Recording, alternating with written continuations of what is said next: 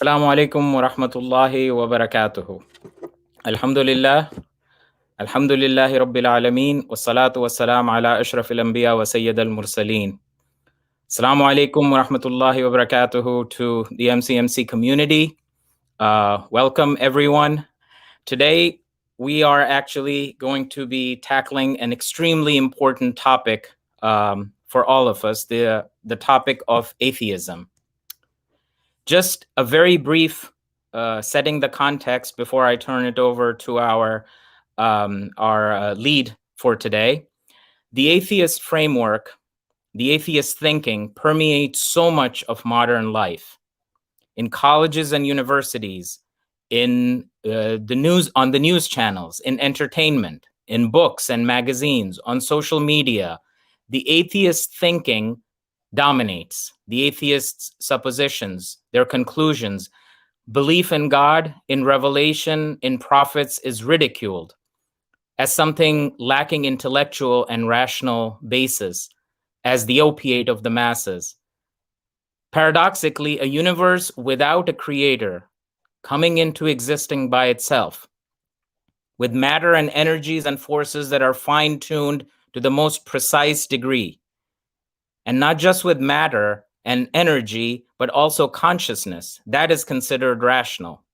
So today, alhamdulillah, we are joined with Maulana Shakil Rahman, who will help us think through these topics. He was born and raised in the United States. He got his education from Darul Quran wa Sunnah in Queens. Along with studying traditional Islamic sciences, he also memorized the Quran, and he also has a degree in a BA in psychology from the City College of New York.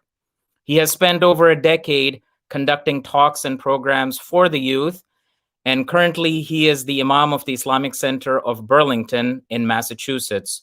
I heard this presentation that Maulana Shakil did at ICMC, the Islamic Center of Mercer County, a while back, and it was very beneficial, and I reached out to him, and alhamdulillah, he accepted to help us also think through this and to remove the seeds of doubt, because the most dangerous aspect of atheism is that it plants seeds of doubt. It is couched in rationality, and those seeds then unfortunately germinate and take hold. So without further ado, I'd like to introduce and turn it over to Maulana Shakil Rahman, who will take us through the next 1.5 hours, a little bit more maybe, and walk us through this. Jazakallah khairan, Brother Zija.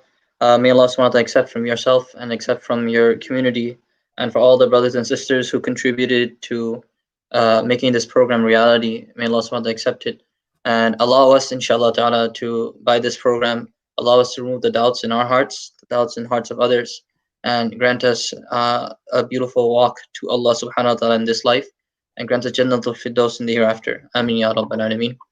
Alhamdulillah wa kafa wa salamun ala ibadi alladhina istafa amma ba'd. فأعوذ بالله من الشيطان الرجيم بسم الله الرحمن الرحيم قالت رسلهم أفي الله شك فاطر السماوات والأرض. So today's program, inshallah ta'ala, will be about, like our beloved brother had introduced in the beginning, about atheism. And so I want to mention from the get-go, it is a little bit of a longer program than you're normally used to.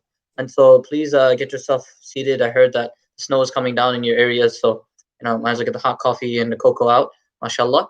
And so that way you can really take as much benefit as you can. I'm at your service for the next 2 hours or however long we're here for, inshallah. And I don't mind any questions that you have, as long as they're related to the topic. I will try my best to help out and provide some thoughts on every question that you provide, inshallah. And I would humbly request Brother Zija to, inshallah ta'ala, if you can just monitor the questions, etc., and we can take them during the breaks, inshallah ta'ala. So having said that, this topic is of crucial importance, like was mentioned, and we see it for myself. I've seen it in my cousins, I've seen it in my families. Many of us have family members who have adopted atheism, and they have completely abandoned Islam. And sometimes we have questions in ourselves, and the reason why this program is called Why Me is that in reality it all kind of comes back to this question: why is God doing this to me, right? And I hope, inshallah ta'ala, by the end we get a beautiful answer for that for ourselves and provide contentment for the hearts, inshallah. So there are three parts to this program. We're going to talk about atheism in brief. Now, we don't have enough time to go through it in detail like I wanted to, but it's because of the shortness of time. We'll condense it as much as we can. The existence of God will be the main discussion that we'll have, and then the issue of the problem of evil, which we'll address near the end, inshallah ta'ala, which is the most enjoyable part for us as Muslims. Really, it really is. And so the last thing I'll say before we begin is that make sure, inshallah, that for yourselves, whenever you have a question, it is required of you, and especially about your faith, it is required of you and me that we go to a scholar and we get this question addressed. Any doubts we have about our faith and beliefs, it's wajib. It is a requirement of our religion that we go and ask questions. فَاسْأَلُوا أَهْلَ الذِّكْرِ إِن كُنْتُمْ لَا تَعْلَمُونَ. Ask the people of remembrance if you don't know. And so we have to remember this. Don't allow yourself to suffer from doubts and allow it to creep into your hearts and then allow it to poison your worship, and then ultimately maybe it will take us off the path. We ask Allah for tawfiq and guidance and allow us to be on the straight path to the day that we meet Him, inshallah ta'ala. So atheism, I think many of us already know that the word atheist ism is not a theist, right? Someone who doesn't believe in God. And so it's a very generic term. In traditional and historic, and when we look at it historically speaking, it was used for a lot more than just a person who didn't believe in God at all. It's also used for people who had deviated in their beliefs. So anyone who wasn't a theist, who believed in the oneness of God, would sometimes be called an atheist too. So it was a very, very general term. And you see it throughout Christian writings, etc. That's the term atheist. In terms of agnostic, it's someone that you and I could, we probably have met people like this who they don't say that, I believe in God. They don't say that I don't think God doesn't exist or whatever. They just say that we don't know what's out there. It's just a mystery. And so that's a person we might traditionally meet with in our lives, or maybe the first one as well. So I want to give you a brief timeline. We look here. And again, I would spend a bit more time on this, but shortness of time won't allow us to do that. So atheism really starts off with, and I'll explain why near the end, about how it really starts off with Iblis.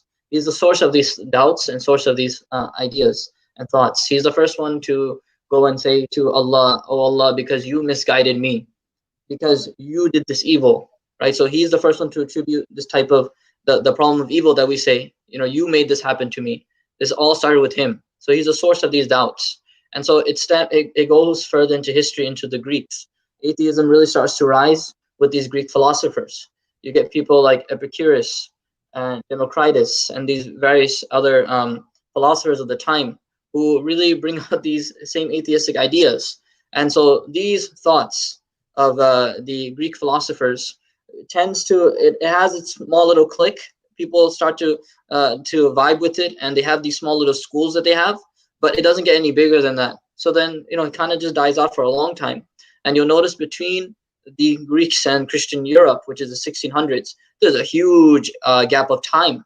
And the reason why that is because during the middle of all that, the reason why atheism didn't really get a chance to spread is that you really have, mashallah, and it's a historical fact, it's not just something I'm saying, but because Islam was a dominant force in the world, and because it's such a religion, an amazing religion that allows the freedom of religion. It was an accepted principle that people are not forced or coerced into their faith. And so because of that, even atheists who would write intellectual tomes and different articles against Islam, and they would refute Islam, and even Christians who would refute Islam, and Jews who would object to Islam would all be living within Islamic lands. A very famous area is called the area of Cordoba, Qurtuba. Qurtuba was a place where Imam Qurtubi, the famous Mufassir, the commentator of the Quran, he writes about how he would very regularly meet the rabbis and Jews, and he would meet the priests and the Christians, and he would engage with them and discuss with them. And so they had this type of scholarly discussion without any type of animosity or things like that in between.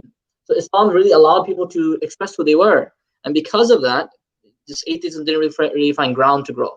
Thereafter, we find within Christian Europe, though, Christian Europe is an entirely different discussion because of the fact that there were a lot more stringent rules. You and I both know that the church at that time was the supreme law of the land, and for you to even consider disbelief would be such a heresy and such a atrocity that they would maybe subject you to being given the capital punishment, for example, right? So there's a lot of bad stuff that happens within Christian Europe, where atheism starts to find its rise again, and a lot of different issues with Christianity that don't seem to make sense for the atheists. We'll get to some of them hopefully, inshallah, later. And then finally, it goes to the Enlightenment, where these philosophers who will really take up the Greek thought from so many years ago, they take it, and these philosophers, you might know them as Voltaire and many others, that they take these ideas and they further them. And then in the 1800s, we find that the theory of evolution, where Charles Darwin takes his historic trip to the Galapagos Islands, and then he looks at the finches, etc. Because of that, the atheism found its intellectual or scientific backbone, so that way it could survive, so that way it could thrive, and it could find a reason to say that now we have a reason. Like Dawkins said, he said that Darwin made it possible to be an intellectually fulfilled atheist, right, or intellectually satisfied atheist. And then in the 1900s, we see the disgusting plant of atheism to grow into the state religions. And what happens is, many of these countries that we find, unfortunately, what happens is they adopt atheism as their state religion, meaning that they reject any other faith, right? Nazism, you get Soviet Union, you get all these different countries that come out to say we're atheists, we don't believe in any formal organized religion. And there's a lot of bloodshed, a lot of violence that occurs because of it, right? And so there's something that it is a guilty conscience that a lot of atheists have to live with, that if you don't live with the moral code, a organized or structured moral code, you got to deal with that baggage too, And so it did lead to such things like this as well. And then finally to new atheism, which we're going to talk about inshallah ta'ala. Okay. So, and if you have any questions, please feel free. Okay. And this is just, again, giving you a brief summary of what Jesus spoke about. It emerged with Iblis. Seeds were planted in the Roman Empire before Christianity in about 300 BC. It lays in the ground for centuries until the 1600s, right? And then it begins to find water and soil as religion and science begin to conflict or clash with each other. Okay, it sprouts up during the American French revolutions. You'll notice that you could really argue this, that one of the first quote unquote secular, or quote unquote even say separated from religion, the first country to really embed that or to take that into their principles is America. America really just from the get-go was like, we're just going to separate church and state because of reasons. But of course, like, you can't, there are little problems, pragmatically speaking, whatever, don't worry about that. But having said that, America and France both take up this hatred towards wherever they came, and a big step towards secularism, right? So, and then finally it starts to bud in the Enlightenment, which is in the 1800s, and it grows into these roots with atheism becoming state religions in the 1900s, and then finally it becomes the wicked plant that we see today with neo-atheism in the 2000s. Okay, so it's a very short timeline. Like, what? It's 2,300 years. It's a very short timeline. We have many religions that survive longer than that. Human beings have been on this earth for longer than that. It's not what I want everyone to understand is, it's not a new issue. There's never been a new issue. A lot of times we tell ourselves this is a new thing. We need new answers, new responses. And I'll let you know that anything I've done for research for this topic has only been through Islamic texts and works, because I've seen that our scholars have already addressed these things over and over and over again. And so this has never been a new issue per se. It's something that the Greeks had come up with, and many of the same questions that they had are the same exact jargon or jumbled mess that the new atheists present today. It's not really anything new. So hopefully, inshallah, we can see that when we discuss these ideas here. So I'm going to jump straight to the 1800s and 1900s just to talk about Charles Darwin. Okay, when he pens his magnum opus, The Origin of Life, I think it should have said intellectually satisfied atheist, but I'll confirm it. I'm sorry if that quote, it might be a mistake, but I'll make sure. Richard Dawkins said it, right? In 1900 to 2000, because again, we have to look at the effects. What happens is sometimes we forget that a worldview is not only what you believe about God. Okay, it's not only about what you believe about God. You and I as Muslims have a moral code. We have an ethic. We have certain things that we abide by, certain principles we live by, certain things we consider to be absolutely haram, and certain things we consider that they're permissible or allowed. An atheist, because of the fact that they don't have any universal morals, morality is all subjective. Because of that, they have to live with this baggage that whenever someone wants to take atheism and ride with it and do something absolutely impermissible, absolutely wicked, they can. And so religions, countries that adopted communism, like Russia becomes the first atheistic state. It repressed religions, right? And you know about how much manslaughter and bloodshed was caused in these areas of Russia at the time. China joins in as well. We find around 1970, 22 nations of Central and Eastern Europe became essentially atheistic. So we find this entire growth of atheism all over the European and Asiatic lands. We find Nazism. Hitler emphasized this. He said in one of his talks in 1941, I put in bold for you, National Socialism and religion will no longer be able to exist together. The ideal solution will be to leave the religions to devour themselves without persecutions. So again, they're all spitting the same exact discussions that you're hearing today. It's the same exact thing the atheists of the past have said. And such a terrible atheist like what you're hearing here, or someone who believed in secularism to separate the church and state, like Hitler here, is also in line with these types of beliefs and ideas. Okay, the 21st century, what we find today is new atheism. And why is it such a pertinent or a difficult topic? Is because of the fact that whereas before, back in the 2000s, or I'm sorry, back in the 1900s and etc., all the way down, you were an atheist, but you didn't really force anyone else to become an atheist too. In other words, there was no dawah, there was no invitation to become an atheist. What happens in the 21st century is that nowadays people are actually pushing and shoving this idea of atheism down our throats. So they say things like this: religion should not simply be tolerated, but should be countered, criticized, and exposed by rational argument. And I want everyone to know that the reason why they have such an issue, and one thing that sparked them with so much animosity towards Islam, is because you know what happened on September 11th, right in the beginning of the 2000s. Because of that incident, they considered all religions to be evil and violent. And they considered their target numero uno, the first target on their list, is Islam. Because of that reason, because of what their feelings towards this, they consider a violent religion. Okay. So now we can shift to the discussion of new atheism. So when it comes to new atheists, they consider science, and this is something you're probably noticing too. We love science. I love science. I hope everyone else here loves science too. But scientism as a worldview, that science can explain everything. Okay, and it's not just the fact that it's not enough that one does not believe, but everyone must not believe. Right? They want to give the dawah again. Okay, and don't confuse scientism with Scientology, two different things, right? Very different things. Scientism again is the idea that science will explain everything, and we see this to be espoused or spread by these new atheists. And they say things like this: that faith is a virus. We also find that there are four horsemen of new atheism. First one that we find is Sam Harris. Sam Harris is an American author, philosopher, neuroscientist. He's a critic of religion. I think his big moments were when he wrote his books, The Moral Landscape and The End of Faith. Those are really big books he wrote. And he believes that Islam has a dogmatic commitment to using violence to defend one's faith, but both from within and without, to varying degrees. He says is a central Islamic doctrine that is found in other religions to the same degree. He legitimately thinks Islam is a violent religion, and he actually said in one discussion he had that it's just easier to just drop a bomb on them. I just finished them all. So you wonder, like, who's really violent here? Even the Crusades, such a terrible massacre of human beings and lives, done by one faith, and of course we never blame the followers of the faith. Some people just hijack a religion and they use it for whatever they want, right? Excuse me, Mohansab, your audio is cracking. There seems to be a little bit of static. Is it better now? It was fine the first 15 or so minutes. It just, like, in the last 2 minutes, there seems to be a little bit of cracking, and it's breaking. Let's see how it goes. Maybe you may need to log off and log back on, but let's see how it goes for the next minute or so. Okay. Please, you can text me too, just so I can see if it's okay. Okay.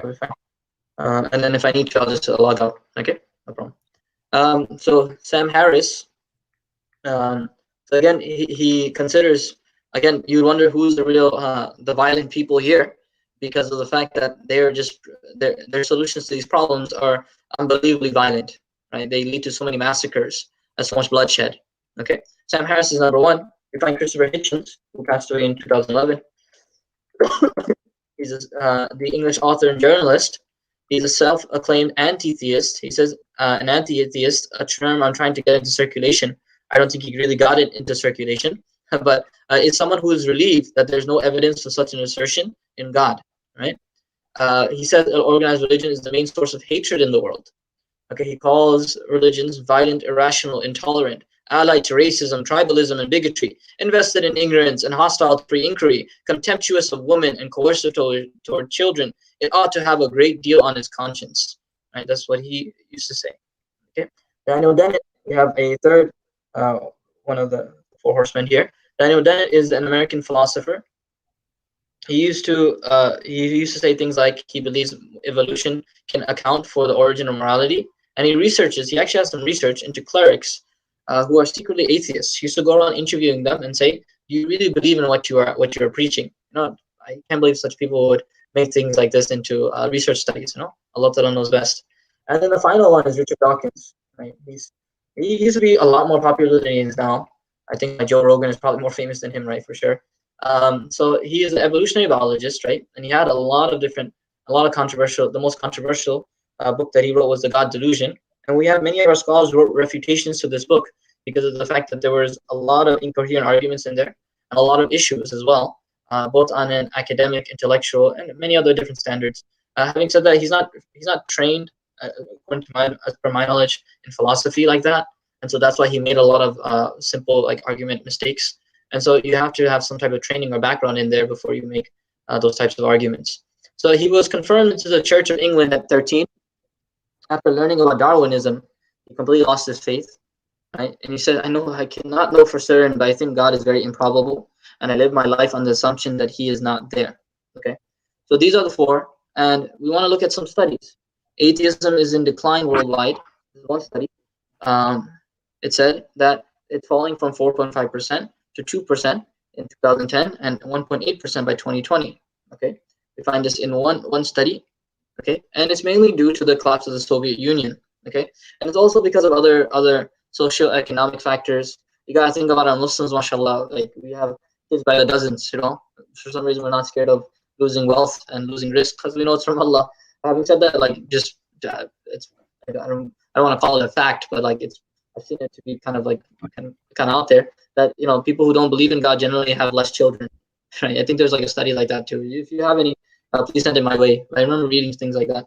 Having said that, people who believe in Allah Subhanahu wa Taala, mashallah, that's actually why France had such an issue because of the fact that they a couple of generations down, they realized there's so many Muslims because all these Muslims came in so early, and all the kids start to grow up, be trained in their schools, whatever, and they're like, man, there's so many Muslims here now because of the fact of Muslims, mashallah, just having a lot of children, mashallah. May Allah increase us and give us families like Yusuf alayhi salam, mashallah. Okay, and another, we find 32% of French respondents declared themselves atheist, while an additional 32% declared themselves agnostic. Right, so we're looking at a huge 64% of the entire French population, like in 2006. So I'm being quite frank here and quite honest. I think we find this to be the real case, that where we're looking, we're finding more atheism spread because we're finding people who less practice or are less likely to practice on Islam or any other faith in the world. And we generally think of it as on the rise. Okay, but we do find amazing studies. This was a book by Muhammad Hijab. It recently came out. Title is escaping my mind. I'll try to look it up during the break, inshallah, to give you the title. It says, according to the latest religious data from the British Attitude Survey, Muslims are more likely to retain their faith than any other religious group, 93% retention. Moreover, the latest Pew Research study revealed that the share of American Muslims who leave Islam is offset by those who become Muslim. Okay, with 23% leaving the faith in the USA, reasons for leaving include a dislike for organized religion, disbelieving in God, and never connecting with the faith, etc., etc. Okay. So what we find is that there's a lot of conflicting data about it. So I don't want you to think that, oh man, atheism is winning, or we're never going to find victory or success or whatever. Islam will, Allah subhanahu wa ta'ala says in the Quran, لِيُظْهِرَهُ عَلَى الدِّينِ كُلِّهِ. Oh, I'm sorry, I didn't see that. So inshallah, let me log off, and I'll join right back in, inshallah. So, folks, I think we're having a little bit of technical difficulty with the voice. May have something to do with the storm systems that are around. Maulana Shakil will just log off and log right back on, and inshallah we'll begin momentarily.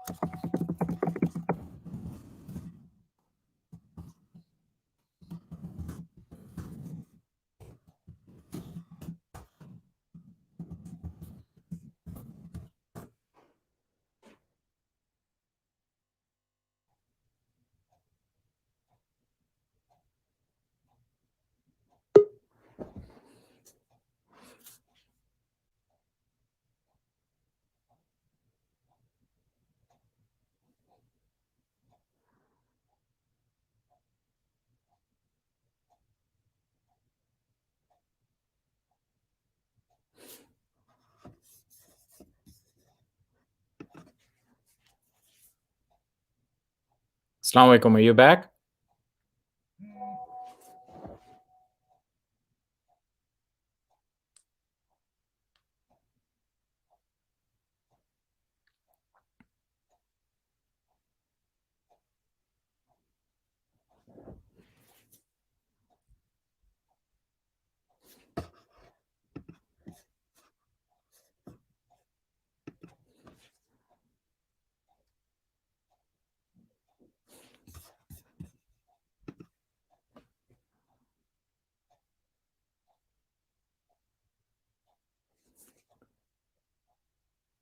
Maulana Sahib, are you back? Yes, can you hear me? Yes. Okay. I think the sound is much better. Inshallah, let's begin. Okay, inshallah. So hopefully, inshallah, nothing else happens. I apologize. Maybe just something in the system, whatever. Okay, so again, the most important thing is that we don't become despondent or depressed or saddened by the situation. We remain optimistic. Allah subhanahu wa ta'ala in the Quran says, لِيُظْهِرَهُ عَلَى الدِّينِ كُلِّ, that the religion of Islam will supersede all other faiths. And you have to have that conviction about your deen, your religion, your faith. Allah subhanahu wa ta'ala will make it victorious on every single platform, on every single plane, inshallah ta'ala. And so don't just follow any statistic. Look at the reality around you and look at the ground level. See what you can do and what I can do to help with this problem, inshallah ta'ala. Okay. And so in summary, right, this is this Bertrand Russell. This is the quote he says. He says, I ought to call myself an agnostic, but for all practical purposes, I am an atheist. I do not think the existence of the Christian God any more probable than the existence of the gods of Olympus or Valhalla. To take another illustration, nobody can prove that there is not between the earth and Mars a China teapot revolving in an elliptical orbit, but no one thinks this sufficiently likely to be taken into account in practice. I think the Christian God just as unlikely. And so what we're going to find, and we're going to see this over and over again, is that atheists of our time and atheists of previous times seem to have a misunderstanding. They consider the Islamic concept of Allah to be the same as the Christian God. And so they have issues with the idea that certain Christians would believe that the earth is only 6,000 years old, whereas Islam doesn't assert that or even claim that in that way. And we don't disagree with the fact that the earth or the universe can be, whatever millions and millions of years old. That's completely fine for us. Same thing with Christians who had an issue with the earth being the center of the solar system or the universe versus the sun being the center of the solar system. Heliocentric versus geocentric models. Muslims have never had issues with accepting either one. That's not a big deal for us because, again, our religion and science don't conflict. And then the biggest kicker would be about evolution, which I wish we had time to discuss and really tackle, but we might not have time for it. The same exact thing about evolution is the same here, is that as Muslims, we really don't have too much of an issue other than the human evolution portion, where if a person were to say a monkey would evolve into a human, that's where we have a problem. In terms of general natural selection, what we see in terms of microevolution, there's really no issues for us. And even macroevolution has a certain level of being acceptability according to us, if a person really wanted to follow that. But having said that, that's the idea here, is that they conflate our religion with Christianity, and that leads to a number of problems. And even the idea of God, you and I know we don't believe in a human God. We don't believe in a God that lives in the universe. We don't believe that a God exists within time and space. We believe that there's a Lord beyond time and space who created time and space. So their idea is completely wrong, as you can see from Bertrand Russell here in 1958. So they have the skepticism, and so what we need to do is, understand that there are a lot of implications and harms. And I'm going to just slide through this real quick, inshallah ta'ala, because again, we want to go towards the final parts of this section, inshallah. Then we'll move towards the existence of God. So the implications of atheism, again, I told you before that a worldview is not just a worldview. It's not just the belief about a God. It's everything else in between. If you believe there's no creator or maker, or there's no purpose behind this universe, it was just randomly made or randomly generated, then you have no reason to hope. Right? Hope and hopelessness are both pointless. There's no point to these things. To be optimistic or hopeful in the future, I mean, what are you hoping on? Right? That something will give you. There's nothing to give you. There's nothing behind it. There's no purpose behind it. So this is an implication of atheism, right?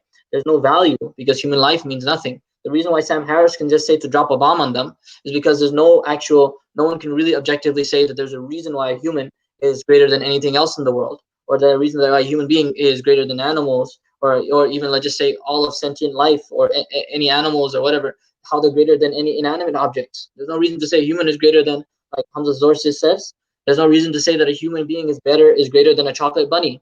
They're all the same, because there's no value to anything. We're just a number of randomized atoms put together, and we just ended up having what we have today, right? So no hope, no value, and no purpose, right? When they say things like making your own purpose, you can make your own purpose. That's just another way of just saying, I don't really know what your purpose is, but don't go ahead and do what you want. It's the saddest reality that these scientists are so passionate about discovering design, but then they deny or looking at the wonders of nature and the universe, and they see all these things, these magnificent things, but they'll never accept that this entire universe was designed like that. It's a tragedy, and this is what we have to understand. Suicide rates have been growing, right, because of the fact that when people accept this ideology and this way of life, then these types of things become realities for people. No hope, no value, no purpose. Okay, so this is again Christianity's failure. It's not Islam's failure, right? What we see in the bold here, the primary target of anti-religious satire was France's official religion, Catholicism, the church's ties to the state, and its control for education. They really hated any connection to Christianity and Catholicism in particular, because of the fact that these guys would not let them study or read the Bible. They wouldn't let them research and learn. Education was very much limited by the church. They were the ones who would decide what would be allowed to be read and not read. And the flip side, you find Islam that prints whatever and whatever and whenever, and not having any type of fear of what we could find out there, because we know Islam has always had an answer to things. And the second thing is that we just love knowledge, right? We love learning. So there are a lot of reasons why it doesn't really apply to Islam. Okay, so we talked about these things before. The issues with science, the heliocentric versus geocentric models, that God created the world in 6 days, existing for millions of years, creationism, and the idea that Christians were intolerant of other religions. Right, in 1697, they made the Blasphemy Act, which made it legal to disbelieve in Christianity. You'd be sentenced to death to have any official position, and you didn't believe in Christianity in the proper way that they wanted you to believe in. So because of that, Christianity just had a big headache with atheism, or a big headache with anyone who disagreed with them. And so it caused a lot of problems, right? And intolerance to education, like we just mentioned, they didn't want anyone reading anything beyond what the church wanted them to read. Okay, so our job, and the final slide, inshallah, is that we need to help treat the sickness of the heart by removing these doubts. Okay, that's our job. You and I have to, inshallah ta'ala, be the doctor in the room, be the teacher in the room, be the educator, and help them, inshallah ta'ala, help ourselves and help others by providing them the rational arguments that Islam provides, the rational arguments that our scholars have provided, so that way they can come out of this darkness, inshallah. Allah subhanahu wa ta'ala is the guide, He's the hadi. We make dua to Allah that He allows our hearts to be guided, and He allows others' hearts to be guided too, inshallah. But having said that, we need to tackle these two doubts. The first major doubt is about the existence of God, and the second major doubt is, why is there evil in the world? So inshallah, if we'll talk about, does God exist? Brother Zija, do you want to give them a break or anything? Sure. It's about it's 2:35, right? Maybe if somebody, as you said, I think it's a wonderful suggestion. Go get a cup of coffee or hot chocolate. What I would suggest to everyone, because I've seen this presentation, that get a paper and pencil with you, get a notebook, and write some of these things down, because it really will go through it piecemeal, one by one, and address these doubts. So again, it is 2:35. Inshallah, we'll begin sharply at 2:40 p.m. Just take a quick 5-minute break.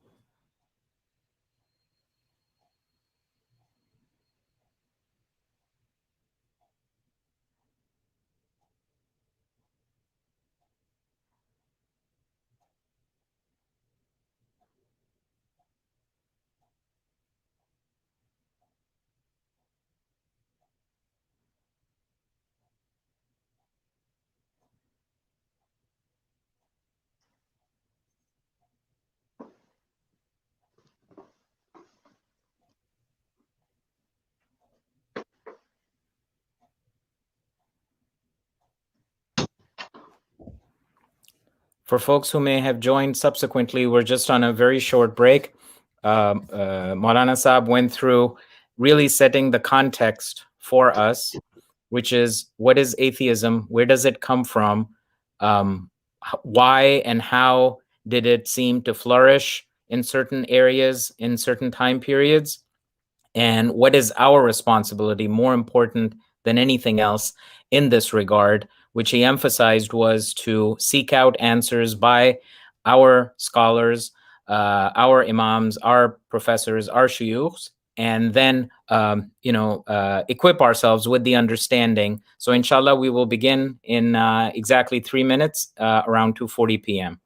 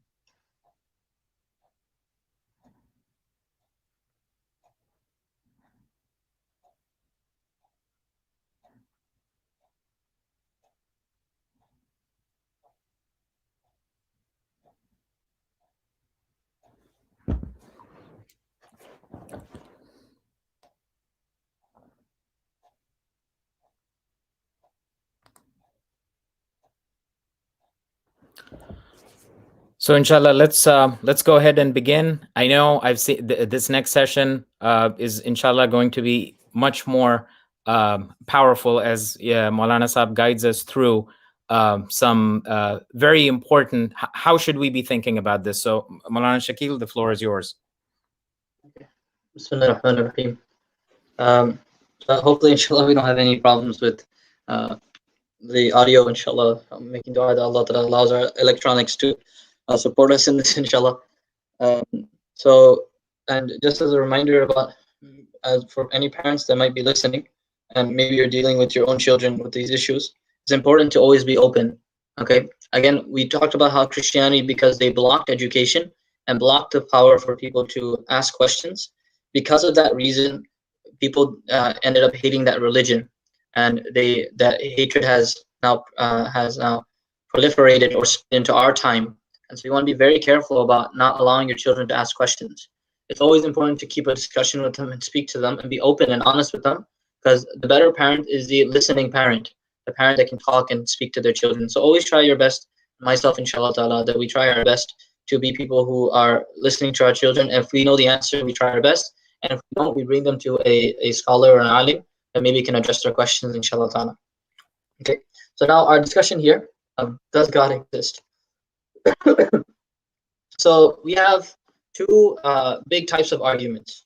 Okay, the first type is called deductive. The second type is called inductive. Okay, we have two types of arguments, and so it's good stuff to learn and memorize. It's not a lot of information in terms of the core stuff, and so it's easy to remember. And hopefully, inshallah ta'ala, if you are taking some notes, this will really help you out. And I hope, inshallah, maybe we can also present the slides. And if not, then this is your only chance to get this information down. So better get that paper and pen ready, inshallah. Okay. So we're gonna go through deductive first, and then we'll touch on inductive reasoning. Okay. So deductive reasoning, and what I would call the more rational argument, the logical argument. Okay, inductive is more simple. Inductive is more straightforward.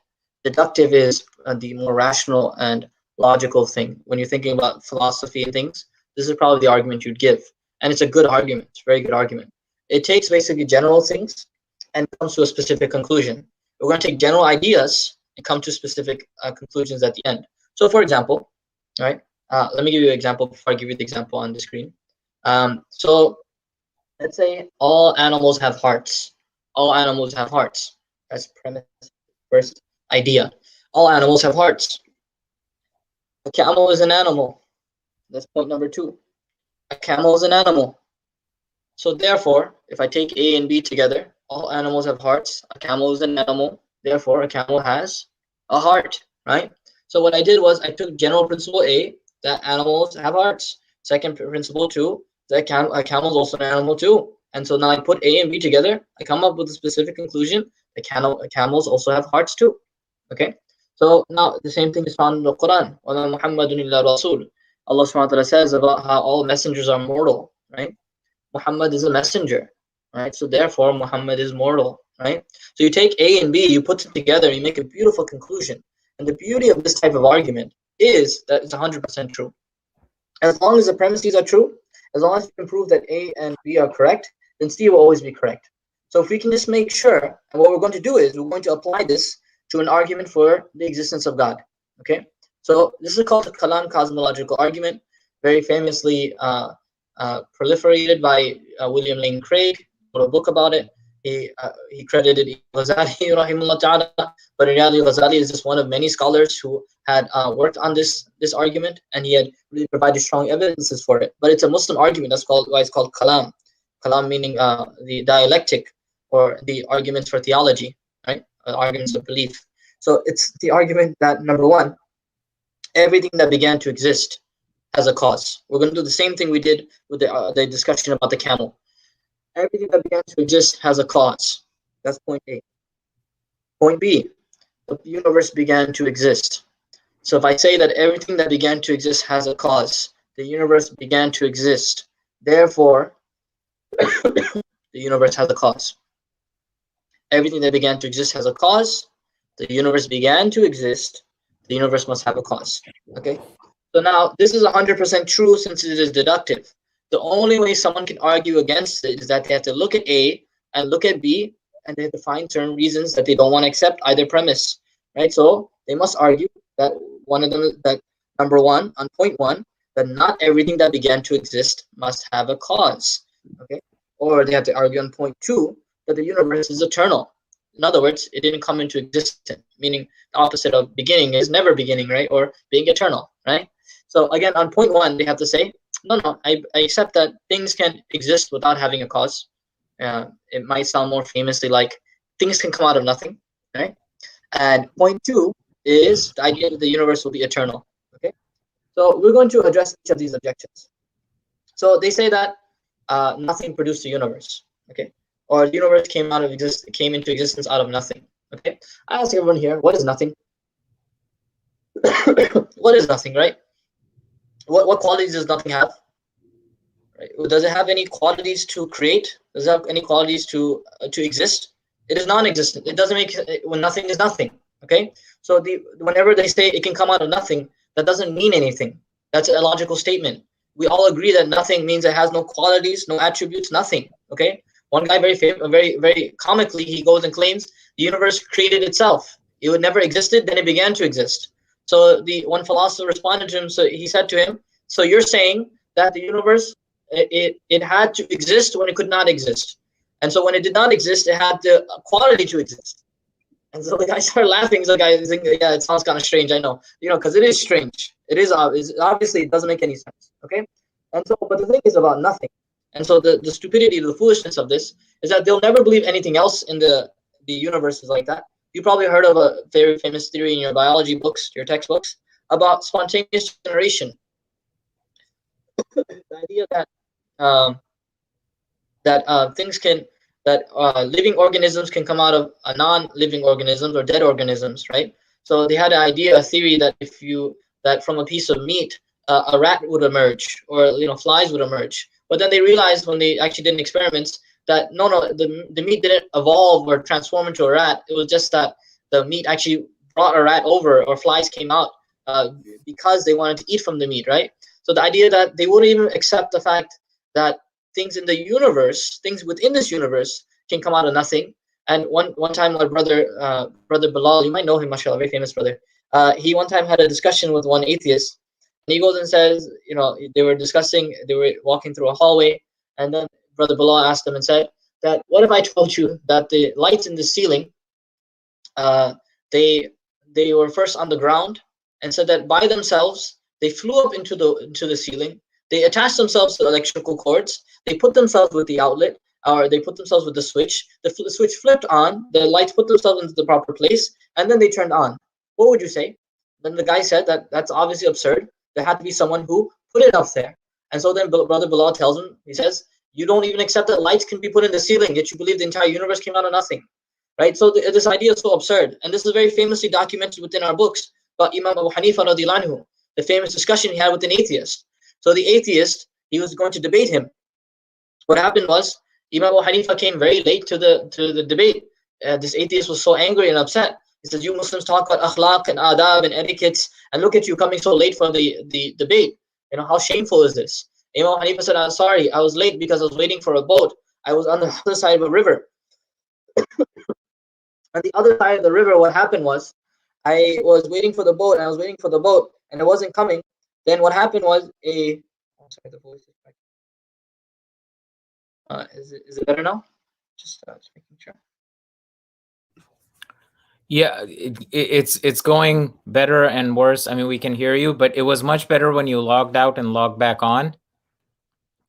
Okay, maybe I'll switch rooms. Just give me 1 second. Maybe if I switch rooms, I want to help you out. I don't want the kids to come and they're gonna have a holiday with this. Right. So let me just see. It's much better as you're speaking now. Yeah, is it better now? Yes. Okay, so inshallah, maybe it's just the room. Just make dua. Okay. Inshallah. Inshallah. So Imam Abu Hanifa radiallahu anhu, so he said, I'm sorry, I was late. I was waiting for a boat. The boat wasn't coming. And so what happened was, I saw that the trees on the other side of the river, they cut themselves down. They put themselves down, and they sheared off, or they removed off all the bark, and they removed all the twigs and the branches. And then the tree started to cut itself in half. And then some ropes came, and they tied themselves. The fiber came, and then it wrapped itself and became a raft for me. And then the boat itself came from the other side, and then I got onto it, and it took me to the other side. So then the atheist was so angry at Abu Hanifa. He says, you first come late, and then you make up this idiotic and really ignorant excuse. You're saying that a boat came by itself and magically came for you, and then it came over into this side. Abu Hanifa says, well, you don't believe in that? He says, no, I don't accept that. He said, but then you say the entire universe came out like that. And so the person actually, mashallah, because of his humility, accepted Islam. Right? So subhanAllah, just keep that in mind. And so, but what happens is, when you say nothing to a quantum physicist, it sometimes means an existence before the universe. For example, when Stephen Hawking would say that the universe came from nothing or something like that, they're not talking about nothing. They're talking about pre-universe stuff, okay? Still material stuff. And so it is not nothing. The quantum vacuum is not nothing. It is a highly structured and active entity. So now here's the thing, and here's the argument for everyone here. More simple than anything else. If someone tells you that something else created the universe, or something else made the universe, some other pre-universe stuff like the quantum vacuum, your question has to be, what created that? Okay? You just have to ask what created that.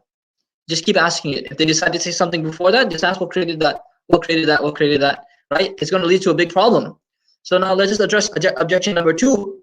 Objection number two is that the universe is eternal. Now, there are a lot of logical ways to argue this, philosophical answers you could give, but the Big Bang Theory really helped you out, okay? The Big Bang Theory was a big success for people who believed in religion and in God, and the fact that the universe has a beginning, because it proved that the universe had a beginning. So if you just tell them, come on, man, you really think the universe is eternal? Obviously, it must have had a beginning. We all accept this now. It's become such an accepted theory, an idea, okay? So there should be no more discussion. Imam Zayd Shakir, I was sitting in one of his halaqat, one of his lessons one time, and he said that if there's a big bang, there must be a big banger. You know, I was like, you could have said it in so many better ways, you know. But the point is right. If there was an explosion, then what caused the explosion? Right? What made it happen? What caused it? Okay, that's what everyone will argue. And there are other reasons you could say. And one of the most famous things is that what is really eternal in this life? What are things that actually exist forever in this life? There's nothing you can really claim. Eternality or infinity are abstract concepts. They exist in mathematical discussions and equations, and they're not something that exist in the real life that you and I actually live in, right? So there's something that we have to talk about there too. But it's a separate point. Hopefully, you know, if you have a question, we can discuss it, inshallah. Okay, so now what happens is, if it's not eternal, the universe is not eternal, it's temporary. So now I need to ask this question that, okay, you're saying it's a quantum vacuum that made it. I'll ask you what made that. You tell me some other thing before that. You call it not a quantum vacuum, you call it a quantum broom. No problem. What made the broom, right? And then what happened before that? What happened before that? What happened before that? This is what we call the infinite regress. The infinite regress is what? It is a logical fallacy. It is the big issue that the atheists cannot seem to overcome. But the fact that it's, you know, things need something before it that allow it to come into motion or allow it to come into existence. But that thing itself also has a beginning too. Okay, and that thing has a beginning, and that thing has a beginning. So now, if you're taking it logically, if you set the limit for those people who study mathematics, it's going to show you zero. Nothing could have existed. If it keeps going back and back and back and back, you're going to find that nothing could have existed. So it's just going to keep going. So now here's the problem here, and here's the solution. The problem is we need something that doesn't have a beginning. We need something that doesn't have a beginning. In other words, I see a bunch of dominoes. I see a bunch of dominoes falling. And so now my mind will go to what? Logically speaking, if I'm seeing dominoes falling, I'll think back all the way to the first domino. And I know there must have been something outside the system that hit the domino to set the dominoes into motion, that moved the dominoes into place. So we need a being called a necessary being. Okay, this necessary being is basically a being which existed prior or before meaning, of course, causally, not actually like in time, because he created time, but the idea that something existed without a beginning, right? Something that exists without a beginning, a necessary being. Okay, and if this is here, it doesn't require anything to come into existence.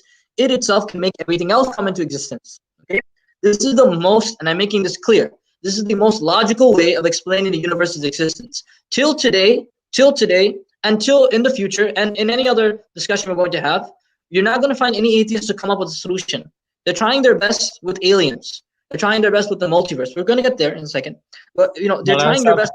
Maasab, one question that has come up, and maybe you can talk about this and talk about contingent and non-contingent beings, because the question then that comes up is that they will say, well, who created Allah? If you're saying that a creator created everything. It's coming. Okay. Inshallah. So now this necessary being must be super strong, right? Because of the fact that it was able to power or generate this universe. This necessary being must be super smart because of the level of intellect or intelligence that's required to create such a designed and well planned out and, you know, really intricate universe. This being has to be immaterial, meaning outside the universe. It has to be eternal because of that reason. It's not something that's made out of stuff, because then I would ask, where did the stuff come from? Okay, and it must have a will to choose to create. It has all this power, all this intelligence, right? And so now it must have this irada, this will to push something into existence. Okay, and so these ideas here, if we put them together, we just get the common sense understanding of Allah subhanahu wa ta'ala. Okay, so in fact we were able to prove the existence of God using this type of argument.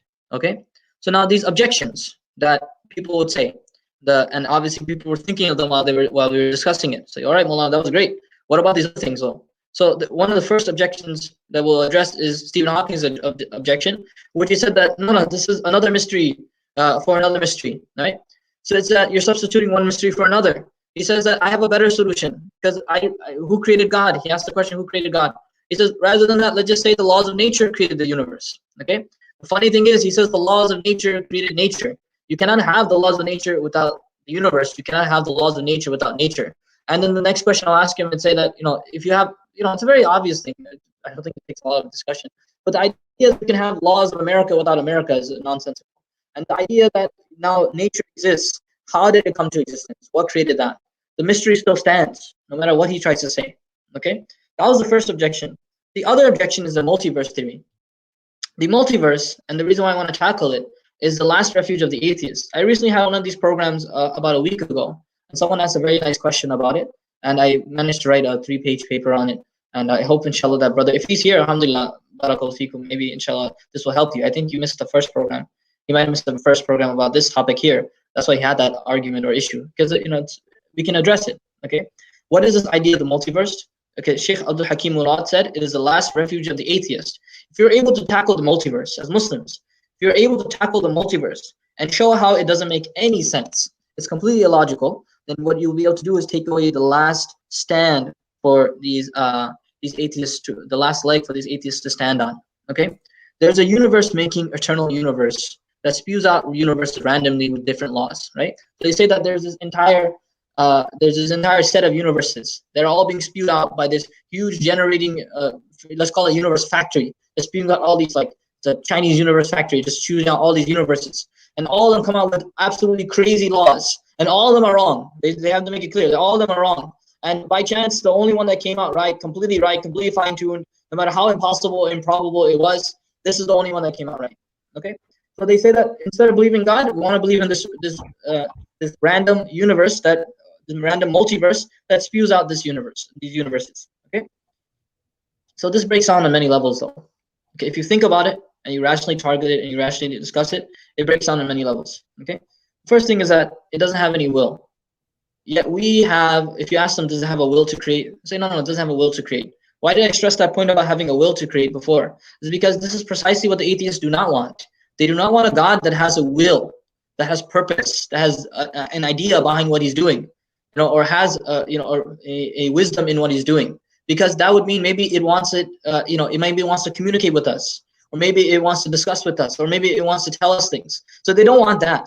So the multiverse God does not have a will, yet we somehow have a will. So therefore, we are actually superior than our creator or maker, which is this multiverse that they're claiming it is. This is the first issue. Second issue is that we make rational choices. We actually have aql, we have a brain, we have a mind, but this universe has no rational choices.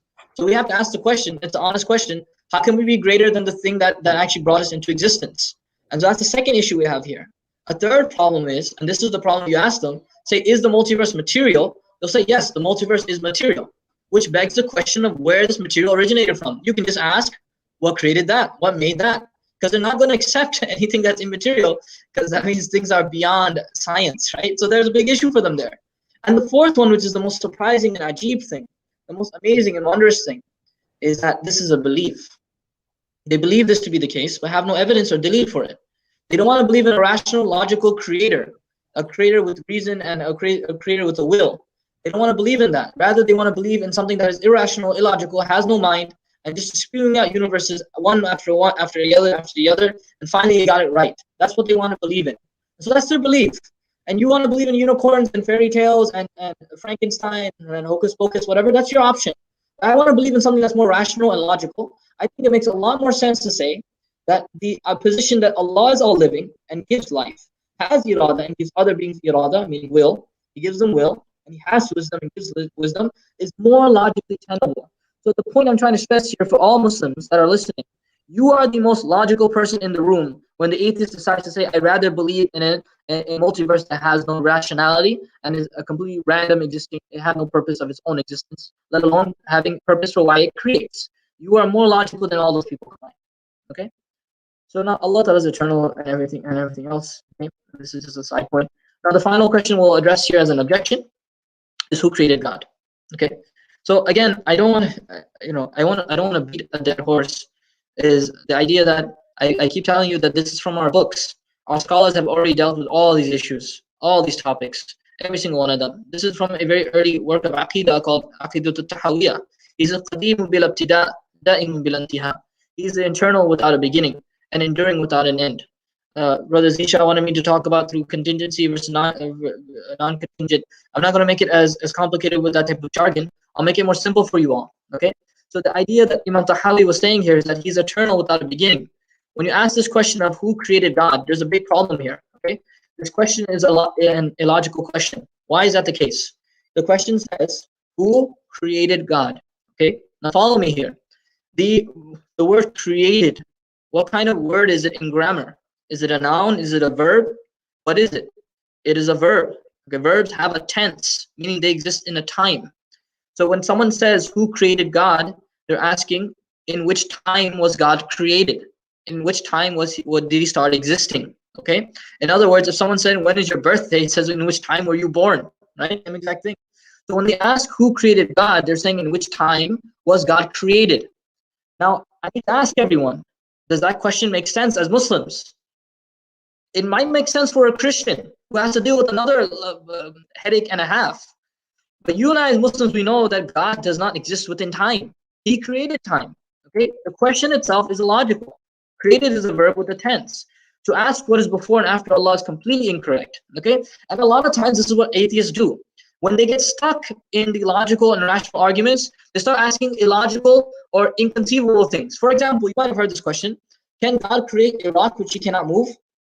Can God create a rock which he cannot move? And they say, haha, I got you, right? But their question is wrong.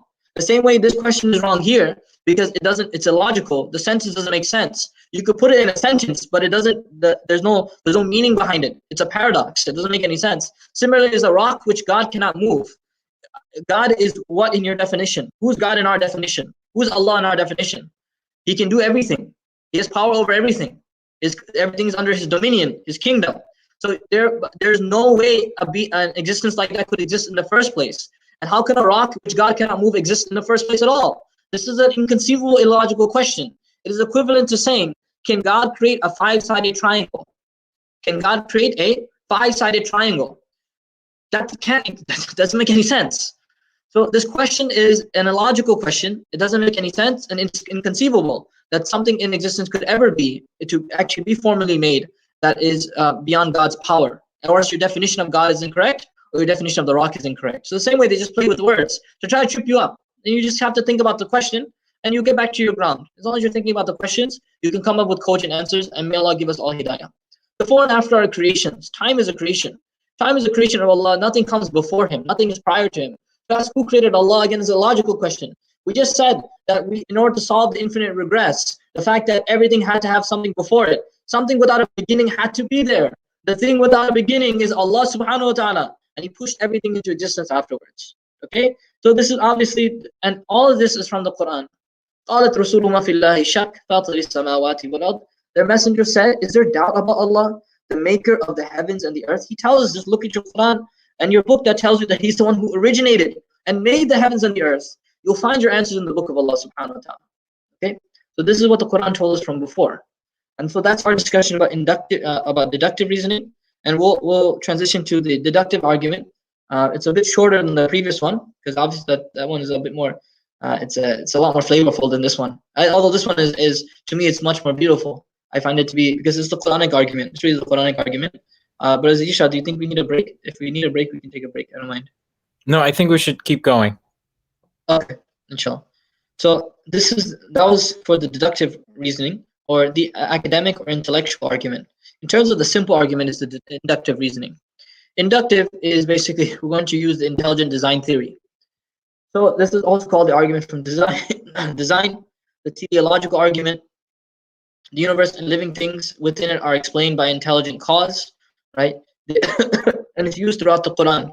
The idea here is that there's so much design in the universe, and it only could necessitate there had to be a designer, something that had to plan it all to come into it and into existence. And the universe is so unbelievably unlikely to produce life. There's just so many things that have to be, it's like hitting, really, it's hitting the jackpot a billion times over for things to be set in such fine details that it'll only necessitate that there has to be someone who put it as a plan to make the universe come together. Okay, and this is actually that paper I wrote that I discussed about. I discussed this a bit more in detail there. But in any case, the way that inductive reasoning works is we're going to take specific examples and come to a general principle. In other words, I'll give you an example again, like we did with deductive. What we're going to do is we're going to see a frog swimming in the water. I see a frog swimming in the water. I see this 100 times. What can I reasonably conclude about the frog? Or frogs in general? I see frogs. I see 100 frogs swimming in the water. I say that, frogs swim. Is this 100% true? It's not 100% true. Okay, why is that the case? Because there might be frogs I haven't seen, and definitely there are frogs in existence that will not be swimming, right? And this is what we call an issue of the black swan problem, which is that because we have a limited data set, right, a limited set of information, we're trying to make these big rational conclusions. But the reality is we only have a certain amount of information. We don't know all the facts and all the details. Okay. And so science is actually, if this does seem very familiar, science is actually a branch of inductive reasoning, right? You see this in the scientific method, right? You come up with a hypothesis, experiment results, etc., etc. You know the scientific method better than myself. Having said that, science really falls under this category. It tries to make general conclusions from specific examples, things we see in the world, and then we decide to apply it on a grander scale, maybe come up with a law or come up with theories, etc. Okay? And that's why also, by the way, sometimes Muslims have a tendency to say that it's just a theory.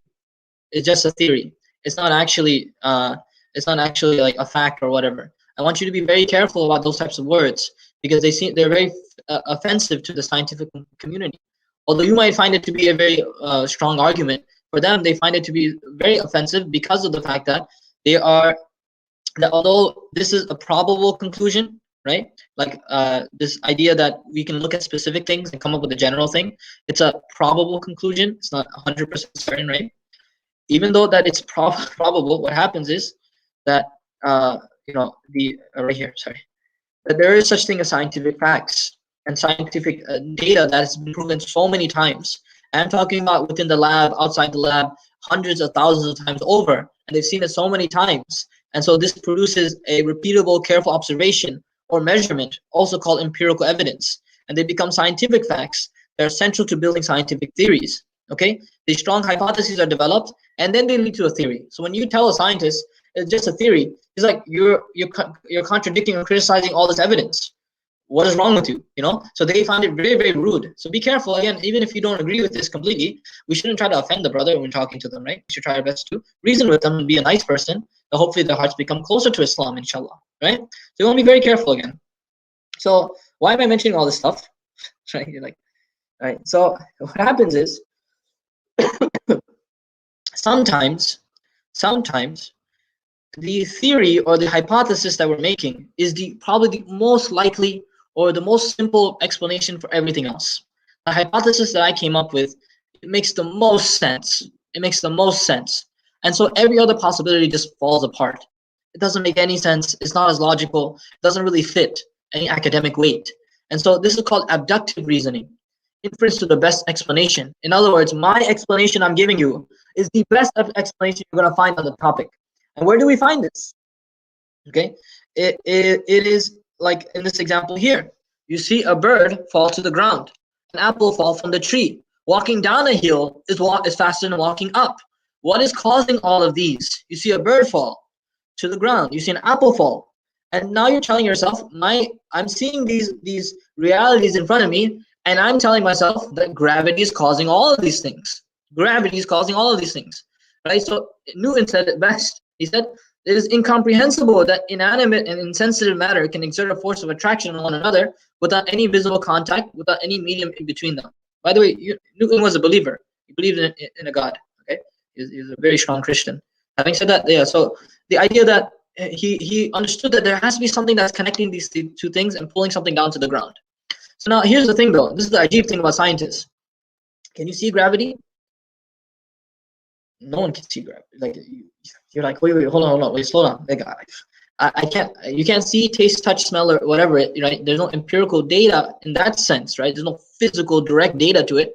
But I do know gravity can exist, right? I mean, gravity exists because I see it around me. I see the effects of gravity, right? You see the effects of gravity. In other words, because the inference is good, and we infer that gravity is nothing doing it, all this stuff here, and it makes sense, and I see the effects of it, and I can reasonably conclude that gravity is causing all these things to happen. Okay, so through abductive reasoning, in other words, if you were to say that gravity is not causing all of this, it's something else. You went to like the famous physicists of our time and told them, I think that something else is causing the apple to come towards the ground. You say it's like gremlins or some goblins that are pulling it down or something crazy like that. They'll say you're absolutely absurd. It's absolutely is gravity. There's no better explanation other than gravity. This is the best explanation we have. The best explanation we have. That's great. You don't see gravity, you see the effects of gravity. We're going to do this to the creation of the universe and the design of the universe. We're going to see the effects of intelligent design in the universe. Our job is, and your job is, that you're going to show people that you see the effect of design. You see the probability, the chance. You see everything around you. The same way you concluded gravity was pulling things down to the ground, you should also conclude that you should be a designer, someone or some being that has made this universe come together. Okay? And so you find many examples of intelligent design, and you, mashallah, this is where everyone's professions come into play. That people who study science and biology and physics, and this is why Muslims were never scared about any of these fields, because we love to study these things. We really did, and we still should do. We still should love these things. Because why? Because they connect us to Allah subhanahu wa ta'ala. We see the world around us and we become amazed by it. And so I'm giving you some examples here about how amazing this world is that we live in, specifically our bodies. Our bodies have approximately 30 trillion cells. Now each of these cells has a city built inside. Each city has libraries storing information. This is called DNA. And DNA has been compared to 3.2 billion letters in over 1,000 thick volumes with fine print. This is the type of libraries that are inside each one of these cities, these cells. Each city has a powerhouse, which is the mitochondria, which is a dead that has died long, is a joke which has died a long time ago. The city hall, which is the nucleus. Transport systems, which is the ER. Storage, which is vacuoles. Factories, which are ribosomes. I ask every person who's listening right now in attendance. We all know that in order to make a city, you need thousands upon thousands of humans to design a city. Yet we have 30 trillion of these cells that are cities on our bodies. And there are over 7 billion human beings like this. And even more that have passed away. It's amazing the level of design. It's amazing. Okay? So now the closest thing, the closest argument that they will bring is that they'll say that it's by chance. It's by chance that the universe came into existence. Okay, so we wanna actually mathematically calculate it, and we want to try our best to explain this, inshallah ta'ala. I'll just summarize it again, just for sake of time and brevity. Okay, so 1 over 10 to the 50th power is considered zero probability of occurring in real life. 1 over 10 to the 50th, which is 1 over 10 followed by like 50 zeros, basically, right? Is like the probability of occurring in real life. I think that's just about it. I can't remember if I counted it or not. I don't think I had the time to count it anyways. But having said that, probably should have been more, I think. Yeah. So it's the probability of occurring in real life. Okay. So now there are a lot of different equations. The strong force and the weak nuclear force, which have to be balanced within an atom. So that meaning the strong force which is inside the nucleus and the weak nuclear force which is outside the nucleus, they had to have a certain balance. That balance is 1 over 10 to the 60th power, which is an unbelievably small amount. Okay. There's just certain things you want to think about. The probability of these things actually coming together by chance. Okay, gravity, the force of gravity had to be tuned to 1 part over 10 to the 40th power, which is followed by 1 over 40 zeros. 1 over 10 followed by 40 zeros. Right. This is a very, again, these are just certain ideas and certain things I encourage you all to look up and research. Martin Rees wrote a book called Just 6 Numbers. In there, he shows you about how the universe is just completely fine-tuned upon 6 numbers, that they're so accurate and so specific that even if they were shifted by even decimals, that the entire universe would not be able to sustain life. Okay, so I encourage people to look at these things, and there's a whole bunch of stuff. You know, I don't have enough time to go through it, right? And Roger Penrose was a very famous mathematician. He calculated the necessary thermodynamic order and to be compatible with life, right? And his calculation was so precise. He said it had to be 1 over 10 to the 123rd power. There's a lot of specific things that had to come together for this stuff to exist. Okay, the world is extremely fine-tuned. This is not my words. These are the words of famous physicists. Stephen Hawking says in the bold here, the remarkable fact is that the values of these numbers seem to have been very finely adjusted to make possible development of life. Albert Einstein said the same thing. You know, he said his religious feeling takes the form of a rapturous amazement at the harmony of natural law, which reveals an intelligence of such superiority that compared with it all systematic thinking and acting of human beings is an utterly insignificant reflection. Very beautiful words describing how amazing this universe is and how much design is found within it. Okay, this is what the Quran does. It tells you to look around and explore and tell yourself with reason in your mind, do you really think this entire thing came out of chance? It appeals to our really just a fitri thing, your intrinsic argument in your heart, telling yourself, do you really think it just came out of chance? Look at the mountains, look at the water, look at the sky, look at the stars, look at the sun and the moon. All these things around us are screaming to us that there is someone who put everything in order, made everything into a system here. Okay, and we're just going to give you one specific example here, a little detailed example. Just how did life originate on planet Earth? Okay, how did life originate on planet Earth? Again, you have two options. The idea is that chance made it happen, but it happened by chance, or a supernatural being, something beyond this universe, had caused it to come into existence. Okay, so the goal should be demonstrated that the design is too detailed to claim chance. Just way too sophisticated for any of that. Okay.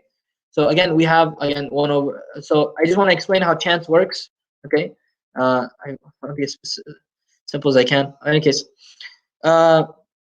we have 10 balls in a bag, and each one of the balls has a number from 1 to 10.